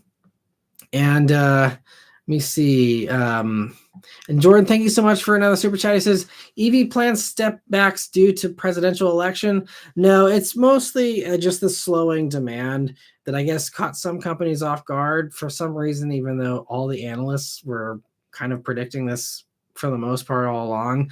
But no, all the car companies, and this is a good like catch-all question for any kind of questions in regards to the future of cars and how that relates to presidential elections. Car companies typically plan out 7 to 10 years in advance. They can obviously pivot and they can change things up a little bit, but the problem is suppliers. It takes a long time to ramp up suppliers and ramp up production and source suppliers, because it's not only just like, okay, we have to like find a factory for this thing, we have to build this thing, but as we need all the parts for these things, because they don't build most of these parts in house unless you're like a Hyundai or a Kia who make a lot of the parts themselves.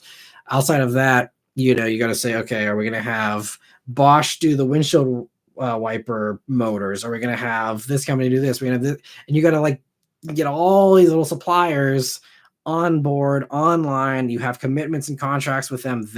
You order 500,000 of these or that. And this is kind of what we saw. Like one of the common examples I think of this that we really see a good illustration of is with the Honda touchscreens, where Honda for a few years there, everyone was like, we want a volume knob back. Why did you get rid of the volume knob? And this was in like 2016 or whatever for the then new gen Civic. And everyone was mad, and yet Honda was like, oh, this is gonna be great, we're gonna get rid of volume knobs and it'll be all good and it's fine. And they heard the feedback loud and clear like right away. But I mean this was never confirmed, but my suspicion is they were tied into a supplier contract of like, well, you ordered 1 million touchscreens with no volume knobs and we're going to give you 1 million touchscreens with no volume knobs. So like they had to find some way to work through that batch, and then they finally did a revision with volume knobs, and then were able to do better revisions on their infotainment and get it really good for the newer generation. And you saw like this is something you see, like for example with Honda being again the example, like Accord brought it back first because it was a new gen Accord, and for the new gen Accord they had new suppliers and new parts, and so they were able to be like, oh sweet, let's hurry up and like bring in this new infotainment, bring in the volume knobs, the tune knobs back, and they fixed it pretty quickly with that. But for Civic, it took a few more years for them to fix that, and that wasn't something that got fixed that fast. And so it's just because you're committed for Civic, like we've committed to build this generation Civic from 2016 until 2021, and you order out at least until the mid-cycle refresh, you order out 3 years of this part, 3 years of that part. So those are the types of things behind the scenes people don't think about or realize. And so a lot of these things, when you're planning these suppliers, you're planning for this stuff, you're planning beyond a presidential term. And for some companies, again, if we're talking 10 years, you're even planning beyond a double term if you're talking about a fresh person coming in that can do 2 terms. So they can't bend to the whims of a presidential election and what that president wants to do. I mean, and we saw this, and this is one of the things I keep reiterating for people that are hoping that like we'll go back to everything being rolling coal gas guzzler, if Trump gets in or whatever. It's not going to change like that. I mean, because all the EVs that you're seeing on the road right now, they were all developed in a Trump presidency. They were all started, I mean, when did like Ioniq 5, that was what 2022, Mach-E came out in 2019. Like Ford had no one telling them to make Mach-E. Maybe they were influenced a little bit by the Obama administration, but again, so we're talking the prior generation. But again, this is why they don't plan for that, because then Trump kind of tried to reverse a lot of the Obama era stuff. So but that's the thing to keep in mind. Like all these EVs that we're seeing, those were under development and engineered and approved and greenlit, and companies said this is a good idea under the last Trump presidency.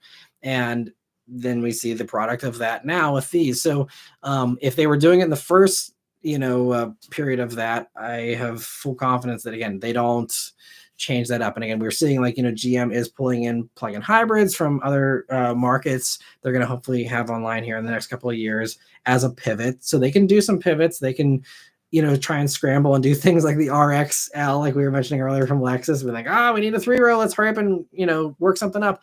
There is some flexibility there, so I don't want to say like, oh well, like everything's already set for the next 10 years, but like there's not a whole lot that they can do. And so you certainly can't be changing the efficiency of your engine to suit every president and all that. And also I mean, again, there are corporations that are in business to make as much money as possible, but a lot of them are actually committed and actually believe in some of the stuff that they're saying as far as, trying to go to, zero emissions or carbon neutral or whatever. Like, that's not just marketing speak. Like, these are things that, these companies truly want to get to that place. And so even if the current administration here or elsewhere in the world, or even Euro 7 has, been loosened up, and the EU is loosening up their rules. I mean, even if the governments of the world universally pretty much say, we want to scale back on this, they still have the incentive of, like, they have to develop electric stuff for China because the Chinese market's not slowing down on EVs. And they're a massive market. So it's a global economy, and you can't turn a blind eye, and you can't have this isolationist thing of like, oh, let's just like keep building gas guzzlers for Americans and then have EVs for the rest of the world. Like, you gotta try and have economies of scale with that stuff. And so I think that's why there are, again, little things that can change, but nothing drastic. So I don't think you're going to see this giant change of, again, everything all of a sudden. Like, EVs aren't going away, even if Trump hates them or whatever. Like, they're still going to continue to develop new ones and come out with them, and they will still continue to be sold and all that. So it's, I don't think there's anything like that you can expect, honestly. But Insane, thank you so much for another super chat. They're saying 5.0 SS Supra CT4V Blackwing Nismo Z, Quadrifoglio, Scat, etc. Practicality be damned. Which are you choosing? Went with Supra personally due to the style. And I mean, honestly, style and also sound. Manual, I don't know if you got the manual version, but manual's great. The ZF Auto is also fantastic. But practicality thrown out the window. Between those ones you mentioned, I mean, etc., really opens the door to have me pull anything in. But with those ones there, I mean, I love my Bullet. So I think, to me, ideally, between all of those cars, nothing that you listed there is anything that I would rather have over a Bullet. So again, that's my personal choice. But I would say if I didn't need a back seat and I couldn't have a Mustang, I would probably have gone Supra as well. I mean, I said for a long time, ever since the Supra came out, if I didn't have the Mustang, if I lived in a world where Mustangs didn't exist, I would probably end up having the Supra, especially when they came off the manual. The manual was like, all right, like I'm set. But aside from that, like, I mean, the two other cars right now that I'm drawn to is GR Corolla, like I've said many times before, and now the Ioniq 5N is like, really, I mean, it's way too expensive. It's nothing I can ever remotely entertain for myself to personally buy, just from a price standpoint. But yeah, those are like my top two. So like, it'd be tough. Like, now, if we're just like saying everything's on the table except for Mustangs, I feel like I'd be drawn to GR Corolla maybe a little bit, just because it brings out the old Subaru X fan in me. It brings back the Subaru kind of driving experience that I loved and still do love. And I still think GR Corolla is the modern STI that Subaru won't build. And I love it for that. So yeah, I think GR Corolla would probably honestly be the way I would go. If I could go up and extra, I see you have CT4V Blackwing listed there. If CT5V Blackwing was permissible in this hypothetical, I would pick that over everything else. But with that not in the running, I would say probably Supra, and GR Corolla is right there with it. And let me see. That dude in orange, thank you so much for the super chat. It says under 30 grand without a CVT / manual, new or used for a daily. So that's a very wide net still. As far as for a daily, I'm guessing you're wanting something 4 doors. And you said something not a CVT or a manual. One of my favorites, I would say, would be a Mazda 3. If you don't need a ton of space, Mazda 3 is great. It's super comfortable. It has a fantastic stereo, which to me is important in the daily driver. Stereo is great. It's comfortable. It's luxurious. It looks good, in my opinion. It has a regular automatic, 6-speed automatic that does what you want it to do without any, BS or annoyances. And I really like Mazda 3. So I think if you're especially searching in that compact sedan segment, I think that's really probably my favorite. If you don't want a CVT, because again, Civic's still great, Corolla is still good. Everything in that segment is really good. But I'd say if you want a regular automatic, Mazda is the way to go, and that goes for their SUVs as well. If you're looking at the SUVs, CX-5 would be my go-to thing under 30 grand. Get a lightly used one under 30. I love CX-5. That'd be my go-to mid-sized, or I guess compact crossover there.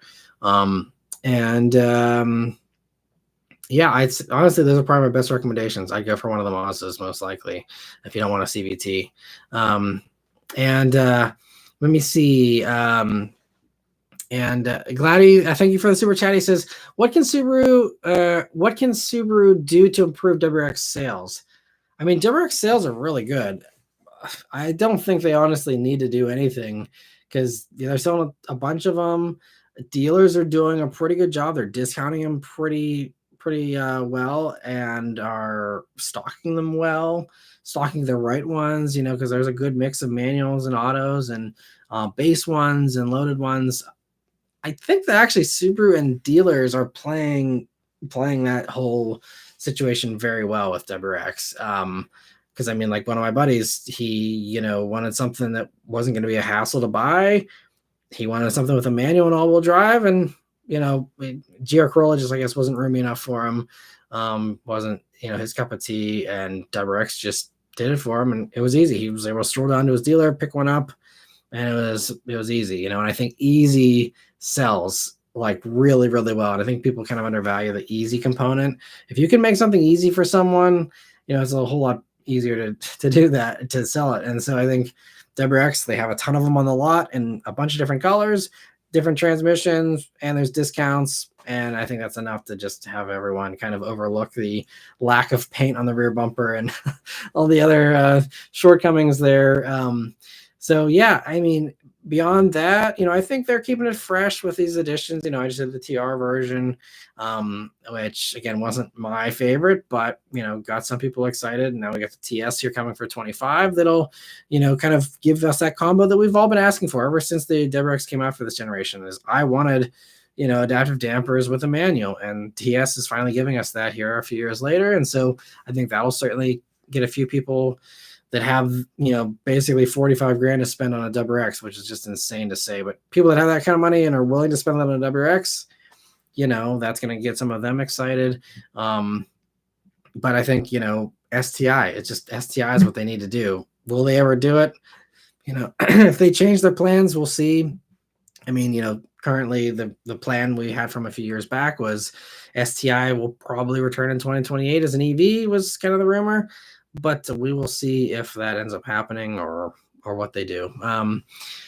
But yeah, I think they're doing a pretty good job. And Jordan, thank you for another super chat. He says 0 emission / hybrid goals also apply to schooling, policing, mail, and waste vehicles for the USA, EU, etc.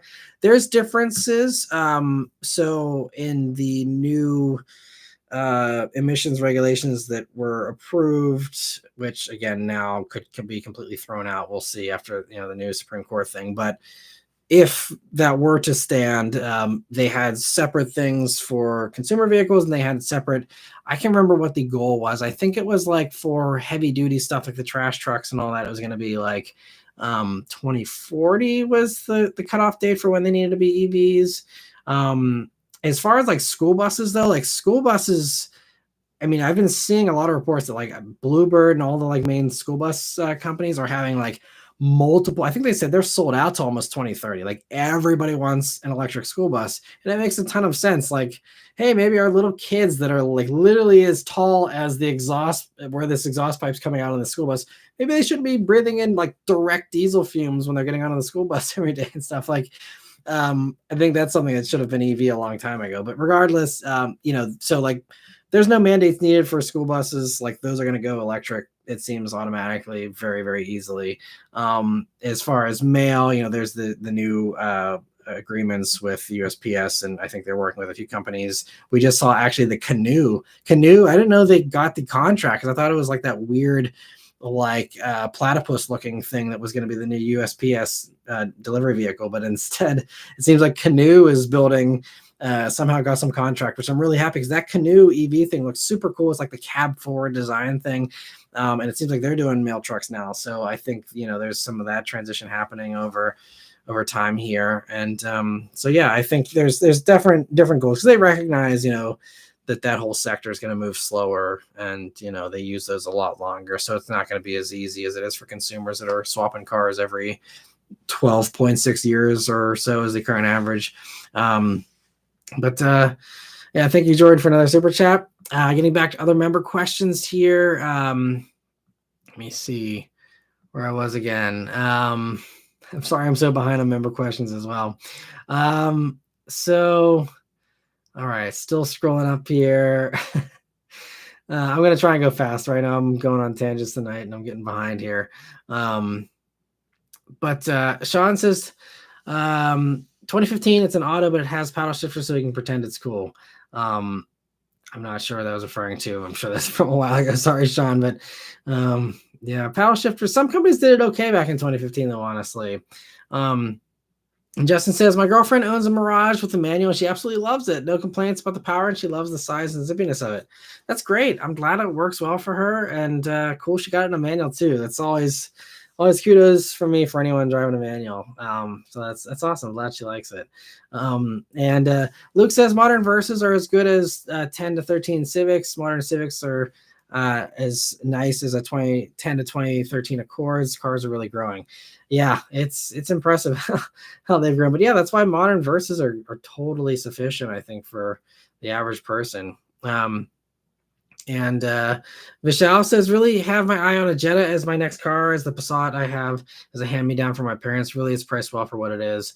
Yeah, Jetta is really solid. I'm hoping with this 2025 refresh, me being the safety conscious person I am, I hope they improve the crash structure or whatever for better safety tests, because that is one thing they don't perform the best as far as that test goes, but that doesn't bother you. Jetta's great. That's the only area where it needs improvement, and if they did even a little bit there for the 2025s, I think that'll be great. I'm excited to try out the new Jetta though, for sure. And let me see, Zachary says my mom's okay. I read that one already. And Sean says, I bought my Trans Am for $3,300 in 2003. The last time I found the same year for sale recently, it was the price of my 2017 Kia Soul new.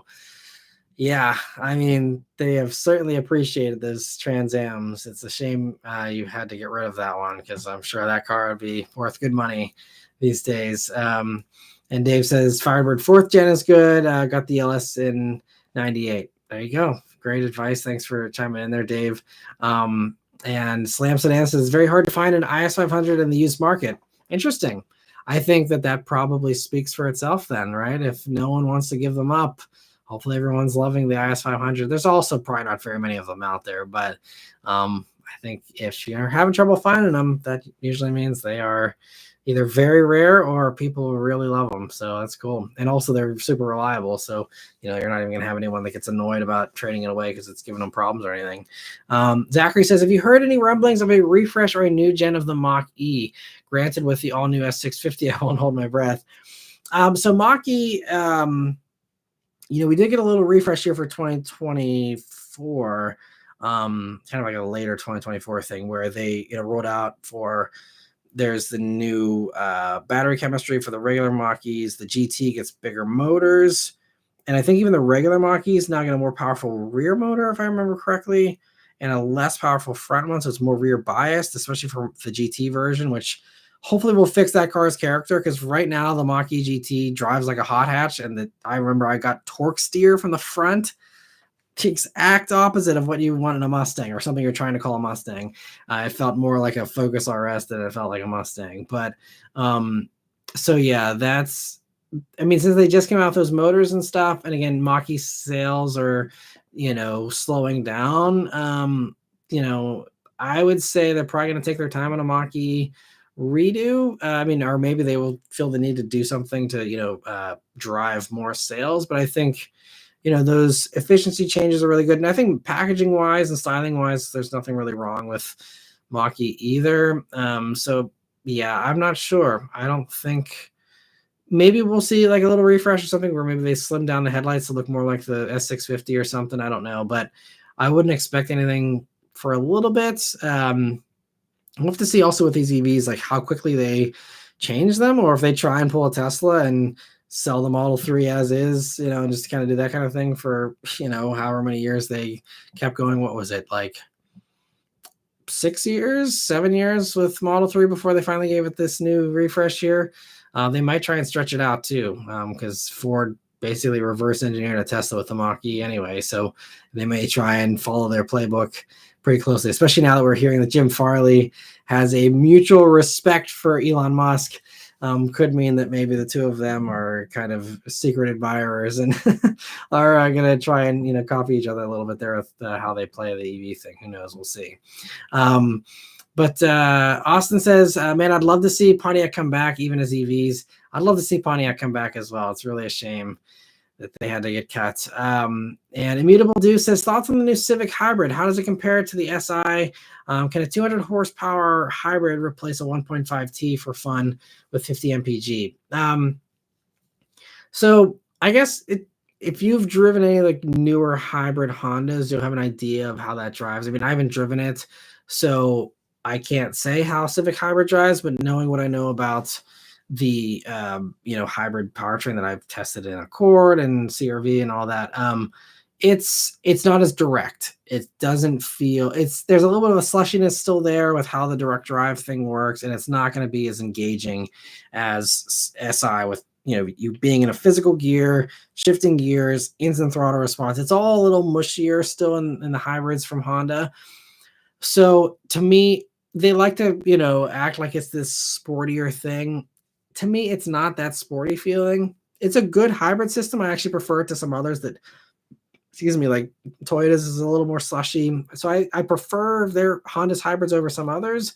But from how you compare it to SI is absolutely, I think, going to be more engaging. Obviously, even if you don't consider the manual as an engagement, factor, I still think that I'd rather have 200 horsepower from a regular gas engine with a manual. That's going to be a more responsive enthusiast setup than a 200 horsepower hybrid. But if you are someone who always kind of wanted an automatic SI, or the idea of 50 mpg, is really appealing to you, then I don't think it's a bad compromise. But to me, it is a compromise. It is still a downgrade from a fun to drive standpoint, most likely. Again, I'm saying all this without having driven it. Maybe they've tuned it differently than Accord and CRV, and it's going to be better. I don't know. A lot of my colleagues already have done reviews on it from the first drive there in Montreal that they did a month or two ago. So you can go check out their videos if you want better impressions than I'm able to give. But I'm hoping to get one here to review at some point early fall right now, it's looking like.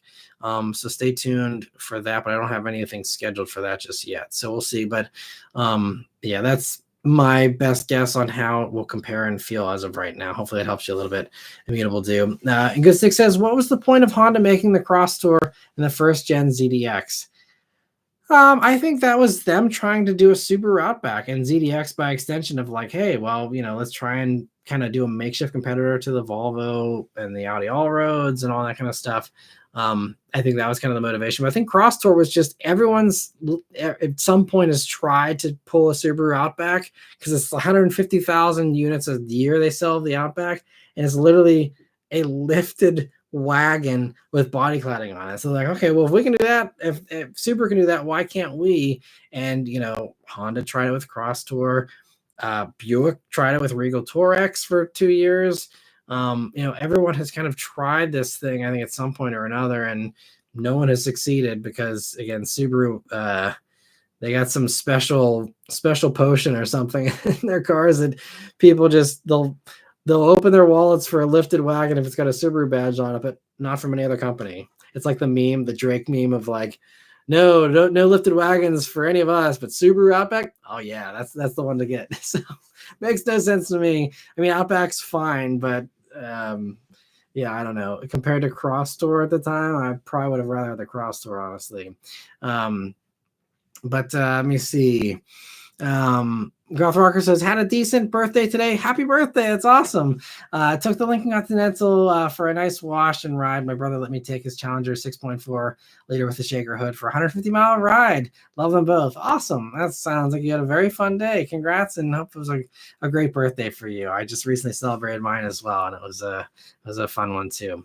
Let me see.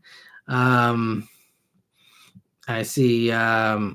Jordan, thank you for another super chat. He says, has anyone seen a Toyota Crown on the road? Was the Honda Insight Clarity just a cash grab? So first part of your question there, I actually saw a Crown just yesterday, and I'm slowly starting to see a few more of those. Not a ton, but I'm like actually seeing more of them than I thought I would see.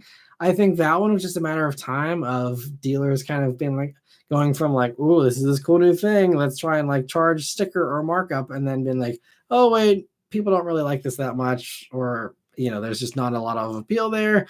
Let's, chill out on the markups and the, MSRP deals. And then now it's getting to a point where everyone's like, ooh, look at this new Camry that's, hybrid is standard and has, a bunch of space, probably, again, basically the same kind of space as Crown. And I think Crown because they're turning out so many Camrys, it's like, the few Crowns they get, it's like people are like, well, why would I bother? I'll just get a new Camry. They're great.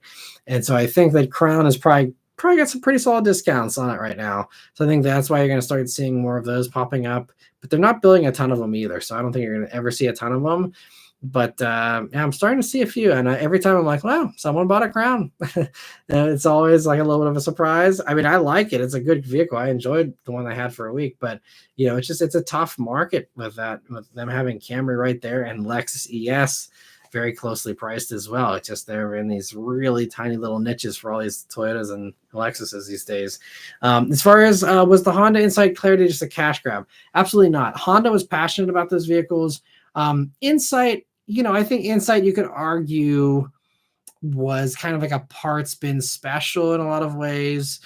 And I don't know why they didn't want to just call it Civic Hybrid or just do a Civic Hybrid back then. But, I think Insight was kind of them trying to differentiate it, try and add extra appeal, because I guess they thought that just slapping a hybrid system into a Civic wouldn't give them that appeal. And this was, again, in a different time when hybrids weren't as sexy as they are right now.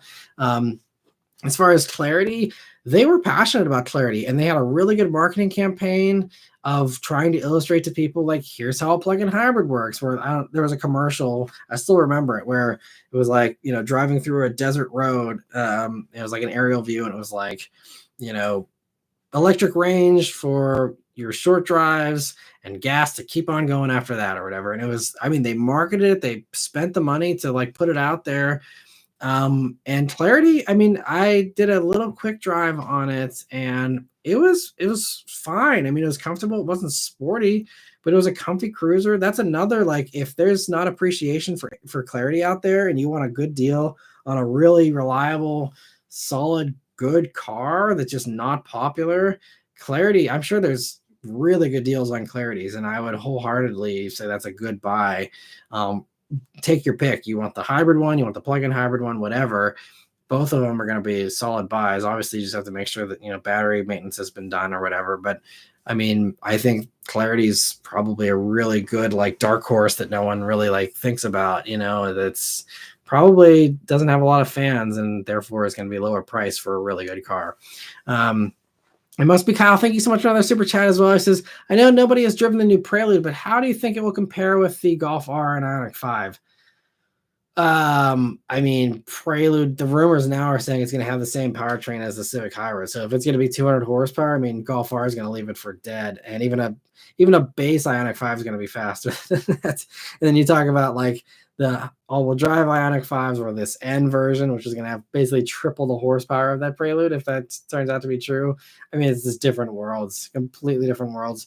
I hope Prelude isn't a lame duck right off the bat, but it sounds like they're playing it as just going to be Civic Coupe, which they argued no one bought, and that's why they got rid of it.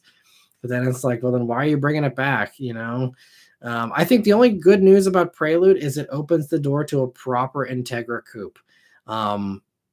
And so if maybe that's the gateway drug, is they have to have the Prelude Coupe just to bring in these Integra Coupe that everyone's been, rioting in the streets for whenever the four-door hatch version came out. I think that could be cooler. And, again, then especially if we see Type R versions, Type S versions, then you get into something more exciting. But it sounds like from the get-go, if it's just going to start off being this 200 horsepower thing, it's just, it'll be fine. I'm excited for it. It's nostalgia, and I'm happy to see coupes because no one makes coupes anymore. So the fact that they have the guts to do the Prelude, I commend them for that. But I just feel like they should have, done something more to make it exciting, right off the bat. Again, this is hypothetical, assuming, because we don't know the powertrain details, I don't think yet. We don't know if it's even coming to the States. They just approved or confirmed production for Europe, and I'm assuming Japan will also get it. But, will it come here?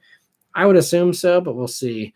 But yeah, I hope I'm wrong, and I hope they do more with the power on it and stuff, or even just offer it with a manual. Even if they do Civic Si powertrain, okay, that's fine. With the manual, that'll be fun. I'm excited for it because then it's just Civic Si Coupe again, and I always was happy they had those around. But if it's just hybrid only, I think it's going to be not widely accepted by the enthusiast crowd, unfortunately.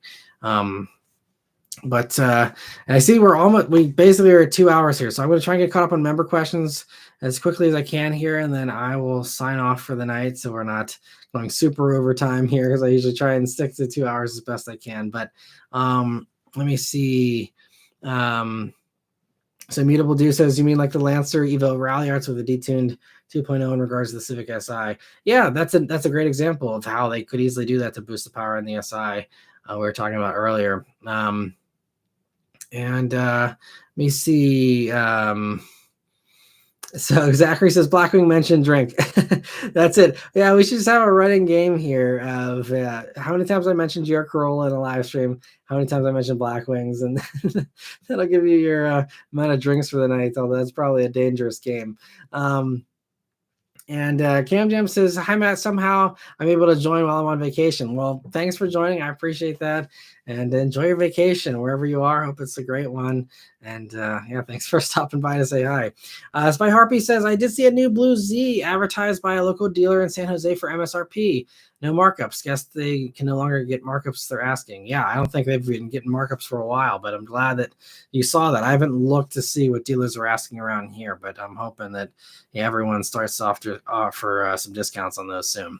Miles Away says, can I send you a photo of my car through Instagram? Absolutely. I don't check my Instagram DMs all the time, and they're weird with the way they filter.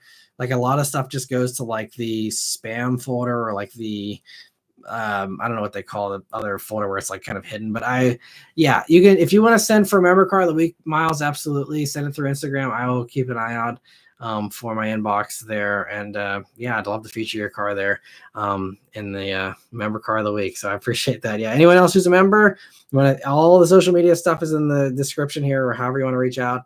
Send me your car and what you love about it, and I'll be happy to share it as member car of the week in a member post here. And Joel says, what's next for Ford in the EV space? Ford GTE? They should have chosen a different name instead of Capri. Yeah, I don't know. We'll see what they do next. Everything's on the table, right? With Ford, nothing is sacred. Goth Rocker says, Matt, I'm with you on the F-Type. It's luxurious, sleek, sexy, sounds amazing. I really want to buy one used, but the cost of repairs and parts are expensive. If I get a luxury coupe, probably Q60. Q60s are fantastic as well. Yeah, I love the Q60. Also, I think kind of underappreciated for what it was at the time. Yeah, I'm sad that didn't do better for Infiniti. And Goth Rocker says, Matt, saw 2 new Nissan Zs today. Okay, went for long rides today. Spoke to the 1Z owner at the gas station. He waited a year to find a dealership to sell it at MSRP. Had to fly down to Texas from PA. Wow, well, I respect them so much for doing that. That's the way to do it. That's the way to send a message to your dealer. Say, okay, screw it. I'll go from Texas to Texas from PA to get it at sticker. That's awesome. Good for them. And I'm glad they were able to play the waiting game and find the right dealer and do it. That's the way to send the message. You want to end markups, do what that guy did. If you're buying a car that's hotly sought after, don't pay the markups, but don't give up either, because these are great cars and they deserve to have someone buy them. But it's just that dealers just continue to put that hurdle up for everybody, unfortunately. And Jordan Carguy says, just sent Matt an email with the Magnum for Member Car of the Week. Hopefully he sees it. Awesome. Thank you for sharing. And I will add that to the list of cars to post up here for Member Car of the Week. So thanks. I appreciate that. Slam Sedan says, those little pickup trucks really held their value. My first manual was a 93 Accord sedan. So much fun. Nice. That's another good one to learn on, I'm sure. And let me see. And I see Madame Comatose also saying that Insania is just 2 weeks into the GR manual, GR Super manual ownership experience. So much more spacious than I expected. He also considered an auto for a minute there, but I convinced him to wait for the manual. Good advice. I agree. Manual is the way to go. Again, automatic is great for those, but that's awesome. And I didn't realize it was such a fresh purchase. So congrats, Insania, on the new GR Supra. That is awesome. And glad you're able to grab one. Great buy. Have fun with it, and I hope it treats you well. And Cara says, fun fact, because I live about 100 miles north of California, I used to see loads of new Teslas on their way north. Not so much now. Which company or new trend do you think will be the next big thing? I think that now that Rivian has Volkswagen's backing and they have, really solid products, it seems, in the pipeline, I think Rivian could really be positioned to become the next kind of Tesla. Because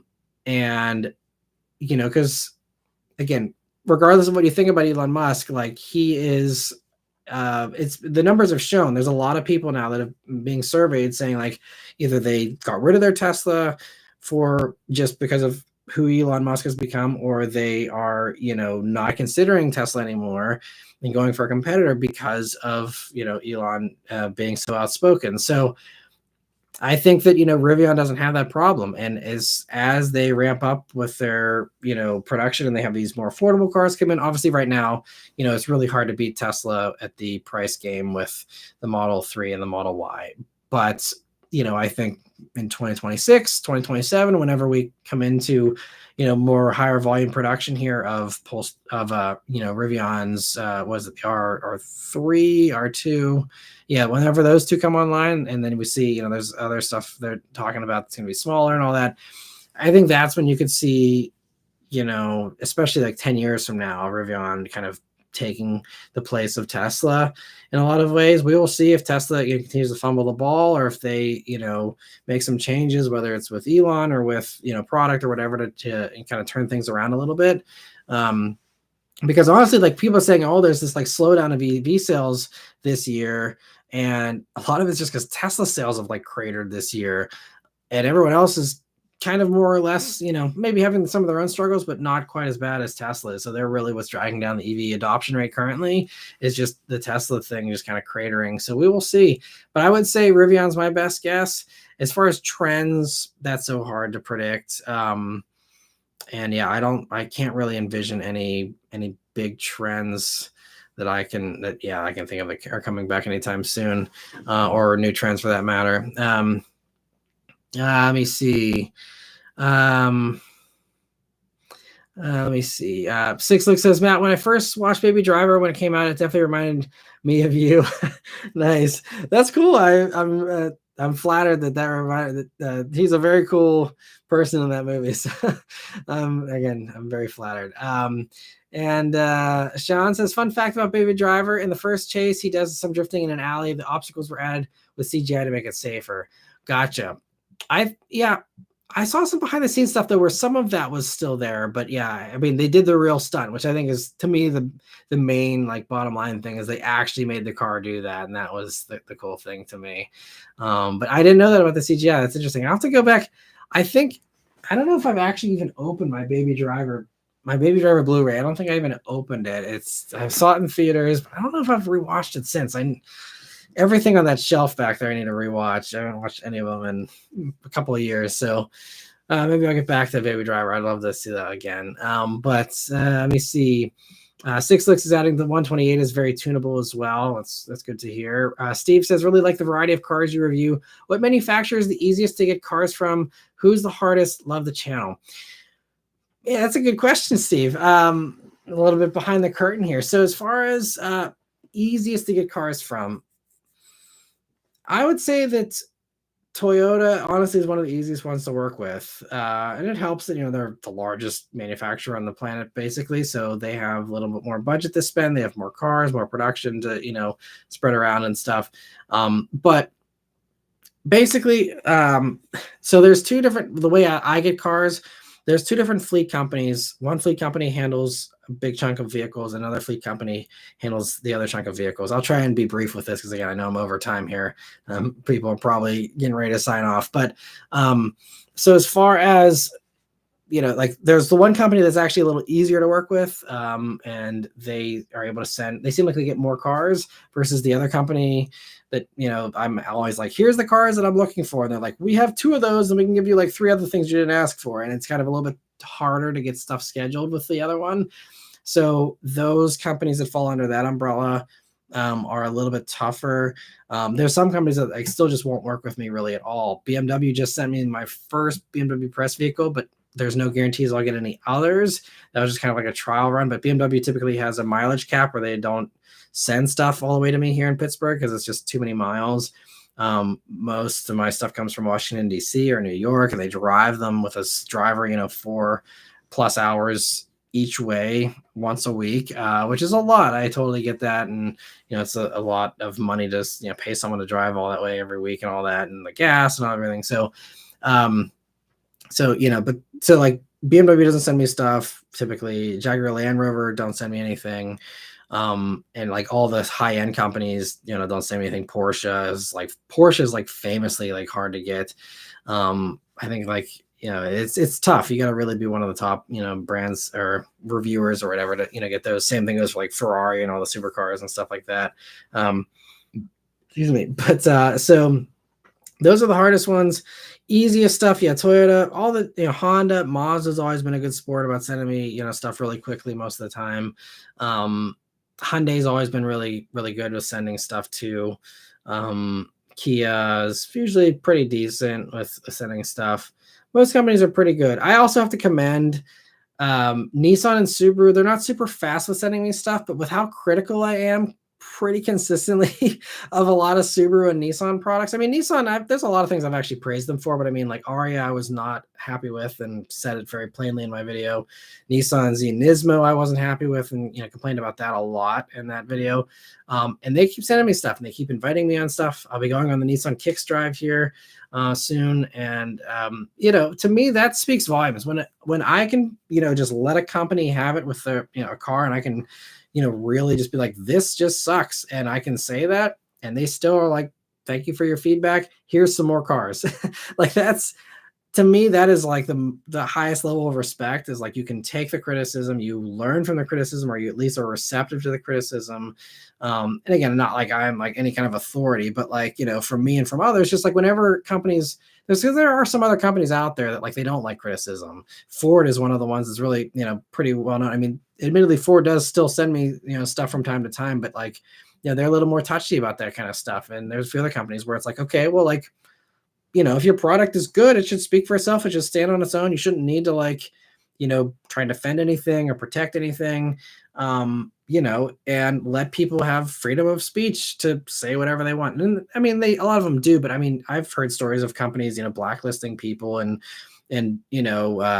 doing stuff just because, and I mean, and it's a common question where it's like, oh, well, you better give a good review or else you're not going to get any more of these cars. And it's like, no, it's not the case. Like, I don't care. Like, I will trash talk a car till I'm out of breath if it deserves it. And I don't care if the company never sends me a car anymore. I don't care. My integrity and my honesty is more important. And there's other companies that there are other reviewers that just will not review the car. They'll send it back and just be like, I didn't like it, but I didn't want to like, badmouth you. So I just sent it back, and companies are totally fine with that. They love that because they're like, okay, like we're happy to burn a week with a car with someone if, it means we don't get any bad PR out of it. But with me, you don't get spared. Same thing. I mean, Ram, I respected Ram. I got that Ram 1500 just a couple months ago that was just a basket case, had a ton of issues. And I said it in the video. I said I had 4 issues with a brand new Ram. This is not acceptable. And I got a call from the Ram, the head of Ram PR. And he was really cool about it. He's like, look, there was something off with that truck. It's a pre-production truck. It's we're having it sent straight back to headquarters. We're going to check it out. We can get you into another one. We want you to have a good experience in it. We're really sorry it wasn't a good experience, and and then they're continuing to work with me, and they were cool about it. And they even, again, picked up the phone and were, apologetic that it wasn't great. And that's why I actually added the disclaimer to the video in the description. And I did a pinned comment saying, like, this was a pre-production truck. They reached out to me.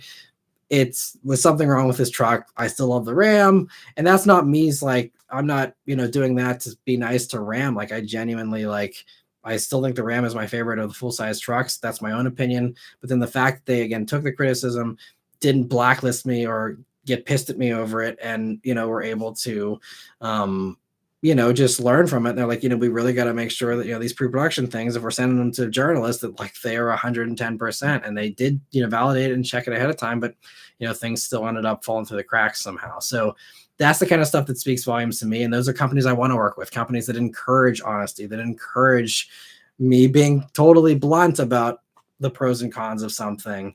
There's other companies that'll ask, this actually, GM sometimes will ask me, are you planning on comparing the car to other vehicles? And I'm like, of course I am. That's the whole point of a review, is to compare. In a vacuum, everything's fine. Nothing's going to, drive off the road or fall apart in my hands. Like, everything's fine in a vacuum. And comparison is entirely what, was needed for a good review. So, like, it's funny that GM, it's not the corporate people, just the more local, like, GM contact that's like, are you going to compare it? I'm like, absolutely, I'm going to compare it. I'm like, if that's a problem, don't send it. Like, I'm going to compare it, and I'm going to tell you, where it's better or where it's worse than the competitors. And I mean, again, that doesn't sway me in any way. Whenever GM does amazing stuff, I say they do amazing stuff, like Equinox EV and others. But whenever they do things that I think are silly, like I bash them for getting rid of CarPlay and the EVs, I let them have it, and again, but they're cool. They still work with me. I have a great relationship with GM.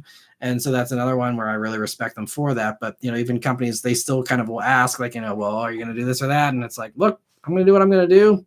Take it or leave it, So that's the way I roll with that. But great question, Steven, and thanks so much for asking. All right, I'm going to try and wrap this up here soon. But Jordan, thank you so much for the super chat. He says, a Dodge Viper EV hybrid would break the internet. That would be awesome. Would break the internet. We'll see if it would be in a good way or a bad way. I think it would probably be the same kind of backlash we got with Charger EV, but we'll see how they end up doing that. And I'm hoping Charger EV turns out to be, cooler than people are expecting. But must be Kyle. Thank you for another super chat. He says, real quick, hot or cold pizza? Prosperity to you and your family. Thank you. I appreciate that. I used to like cold pizza more. I will still eat it in a pinch, but I'm more of a hot pizza fan for sure. But I can certainly see the appeal for both. All right, let me try and wrap this up here. Last few member questions here. Sixlick says Trump is a Tesla fan. Actually, I know he's a fan of Musk, but I mean, he's badmouthed EVs a lot on the campaign trail. But again, I won't get into that. Mike says, how come certain brands are more lackluster to launch performance vehicles quickly in the US versus like a year later after the EU? Does it have to do with what is their biggest market? Yeah, so if you're talking about like Volkswagen, for example, how we always seem to get the GTIs and the Golf Rs like 6 or more months after the EU gets it and stuff. Yeah, it's mostly just that is the main thing is they got to take care of their home markets first. And the same way, in America here, we get the Mustang first here, we get it, and then they, spread it out to the rest of the world little by little and those types of things. It's the same deal. Just prioritizing your home market. See Zachary still continuing with the drinks for the Giancarlo mentions. Sixlick says, Matt, thoughts on the upcoming MR2 and Celica? How do you think they'll be priced? Well, if we're talking, so there's been two different rumors about MR2. I'll try and be brief again. There's the one rumor that MR2 is going to be like a K car kind of size thing to compete with the Honda S600 over in Japan and stuff. That MR2, they're saying it's going to be like about 20 grand or something. As far as, the electric crazy thing that we were, seeing back in the fall at the auto show, that it seems like it's going to be a ton of horsepower. That means it's going to be a bunch of money and be a new like Halo model for them, especially could maybe come in to kind of replace Supra if there is no Supra successor. So I'm expecting that MR2 concept thing that we saw being 70 grand or more. And I mean, I think it was a lot of horsepower, and it was all-wheel drive and all that. So, I mean, it's not gonna be cheap for that one. Celica, I've heard rumors about that. Again, that is far from a foregone conclusion in my mind. That is still very an iffy rumor to me. If Celica does turn out to be the Prelude competitor that, there's rumors that it could be, then I would assume Prelude pricing. So with that, I would guess 30 grand starting, kind of even with Civic Hybrid and all that. And yeah, I would say they'd probably try and come in at least for a base one at 29,995 for a Celica, hypothetically, just against spitballing here. But we will see if Celica happens. That'd be nice to see. I'd love to see a resurgence of these like sport compacts. I just don't see people buying them. I'm really surprised they're going forward with Prelude. I'm happy they are, but I'm surprised. Same thing as Celica. I mean, Toyota's got a little more money to burn, and they got, their whole board is, full of enthusiasts and stuff. So I can kind of see Toyota trying to rationalize it more than Honda or someone like that could. But yeah, we'll see if Celica gets pushed through and it ends up being awesome or not. I think at least powertrain wise, they got a little bit more firepower to work with than Honda's, 204 horsepower hybrid thing or whatever. So I think Celica potentially could be the better of those two. But I'm sad that MR2 is going to probably be too expensive. Unfortunately, we'll see. But Austin says, maybe I'm weird, but I love the smell of diesel. And Six Licks loves the smell of E85 tipped in gasoline. Yeah, I don't know. Diesel always gave me headaches, honestly. Like, I did not love the smell of diesel, but everyone's different. And Rishi says, even though almost every automaker decided to adopt NACS standards, there's not many cars out yet. Have you heard anything on the timeline in regards to that? It sounded to me like it was going to be 2025 calendar year was like the earliest for anybody, basically. So just because, again, talking about supply chains and ramping all that stuff up, which is actually a really quick ramp up, but trying to switch everything over to NACS takes a few years. So again, we agreed on this, last year? And so I'd say 2 years at least. So I don't even think you should expect it early 2025. I'd say like by the end of 2025. And I think what we were seeing even with Rivian, the stuff they were showing off, which are 2025 model year vehicles, like some people were surprised those didn't have the NACS plug already. But I think even Rivian said for them, it's going to be probably 2026 model year, might even be 2026 calendar year for them. So don't think that everyone's switching over to that super fast. That's the goal. And it sounds like 2025 is, again, the mark for everyone to shoot for. But if they actually get there, remains to be seen. So again, it just comes down to how fast everyone's suppliers can, swap that over. So I would say, yeah, by the end of next year, you might start seeing it a little bit more universally in new EVs, but might even be a little bit longer than that. And the reality is, there's no real rush. I mean, I get it's nice to have a common standard, but like, okay, say January 1st, 2025, everything is now got an NACS port, hypothetically. Even if that were to happen, okay, cool. They can all now use Tesla chargers without an issue. But there still is a larger charging network of CCS chargers now currently, and those are all going to be having like a dual thing. So they're going to have one side CCS, one side NACS, but you're still going to have like some I mean, the reality is you're going to have everyone using adapters. If you want to have the most charging capability, everyone's going to be running around with an adapter in their trunk for the next 10 years. There's just, because even if everyone's NACS, we have our Mach-E as CCS, then I'm going to have to be, switching over, and having an adapter for NACS. But then if we buy some new Mach-E in 3 years or whatever, and it has an NACS port, what if we show up at an old CCS adapter or CCS charger, and, we're going to still have an adapter to go backwards to CCS. So like, there's no way to get around it. You're going to have an adapter if you want to actually, have the best charging experience for the next decade or more. Let me see. We're making a run here for the longest the live stream. I apologize, everyone. Let me see. So Mike says, if you had to bet, would you say the current gen Type R is the last combustion Type R as a whole, or maybe next gen goes automatic with hybrid?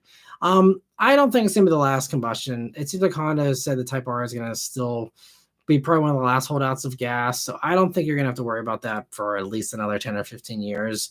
I think definitely next gen is going to be still pretty much gas, maybe mild hybrid, maybe a hybrid, but I think still will be manual, still will be, mostly combustion. So I think it's going to be a long time for Type R, especially now that, again, we're seeing everything slow down with the regulations and all that. I don't think, it's going to be something they're going to be rushing to do, especially since the Japanese companies have already been pretty slow with, transitioning to the EV stuff anyway.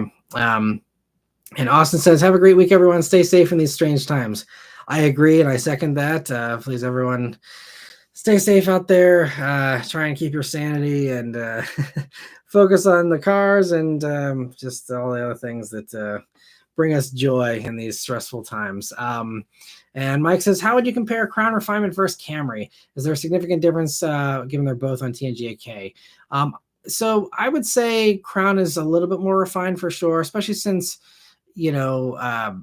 Camry is still, it's a new generation Camry, but it's still kind of based some of it on the old gen Camry.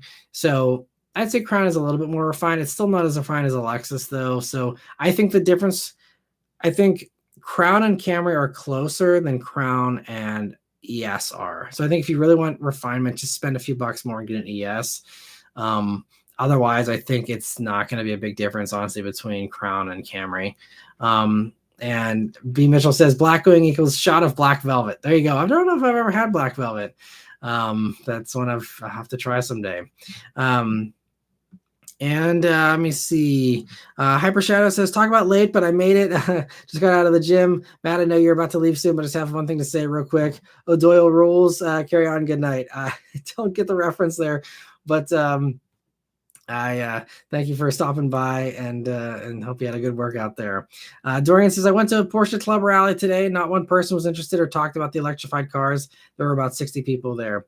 Yeah, and that totally tracks with what we've been hearing, especially from a lot of these clubs. I think with Porsche, with the electrification thing for them, they're mostly doing the mainstream stuff. Yes, we're doing 718 electric next year with that switch over, but I think, again, Porsche it's a new frontier for them, and I think they want to be a pioneer and they want to try new things. There's talks of the 718 successor having the battery pack stacked in a mid-engine kind of position to give it a mid-engine feel still for an EV and cool things like that no one's done yet. Porsche can do it first and, maybe have a little bit of a lead there and kind of, it's a gamble for sure. We will see if anyone goes for it or not, but I respect their commitment to what they think is the way forward. And again, we will see. And Brian says, good night. Have a good week, all. I agree. Dorian says, people are very willing to spend 100 to 200 grand on an 80s 911 that's mint. Yeah. And I think also with the more expensive stuff, you have typically an older buyer demographic, typically speaking. And so therefore you're going to have a bias for, the older stuff, the classic stuff, and just the way things are and were, and less of that, age group is going to be excited about that transition, but I think Porsche, again, is also having to make stuff for younger generations as well. And so I think that's, where they're hoping to kind of pick up some stuff they might lose sales wise with the older crowd. Again, assuming there's enough people out there to spend $100,000 on a 718 EV. But yeah, so, I can see both sides of it. And Porsche's been wrong before with stuff too. So I'm not saying they're going to, have the right way forward, but again, I just kind of respect them for their, commitment, and we'll see what happens. But Spy Harpy says new Prelude will be CRZ Take Two if they don't offer a good engine with a proper manual. Yeah, well, I think even CRZ, they did offer a good manual. I actually like the CRZ, but yeah, the engine was just too slow for CRZ. So I agree. If it doesn't have a good engine, you're right, it will be CRZ Take Two. Although I think the manual would kind of save it a little bit this time around, but I don't think they're even going to do that. So I could very, very easily see it being CRZ again. Sadly, it's a good take. And Hyper Shadow says Billy Madison movie reference, random thought. Anyway, good night. Thank you, Shadow. I appreciate that. And I have to rewatch Billy Madison. It's been far too long, but I think I remember that quote now that you mention it. But anyway, all right. I see we've dropped off pretty good with the amount of people hanging out in here. But thank you to everyone that did stick around there to the very end. Thank you all so much for hanging out here on the live stream tonight. I hope you had a good time. And And stay tuned. I got more performance stuff coming this week, especially if you're a fan of German performance vehicles. I got 2 very fun ones coming, and stay tuned for more member car of the weeks now that everyone's sending those in. So, but anyway, thank you all very much for watching. Again, have a safe, happy, healthy week as best you can. And I'll see you guys on the next one. Take care.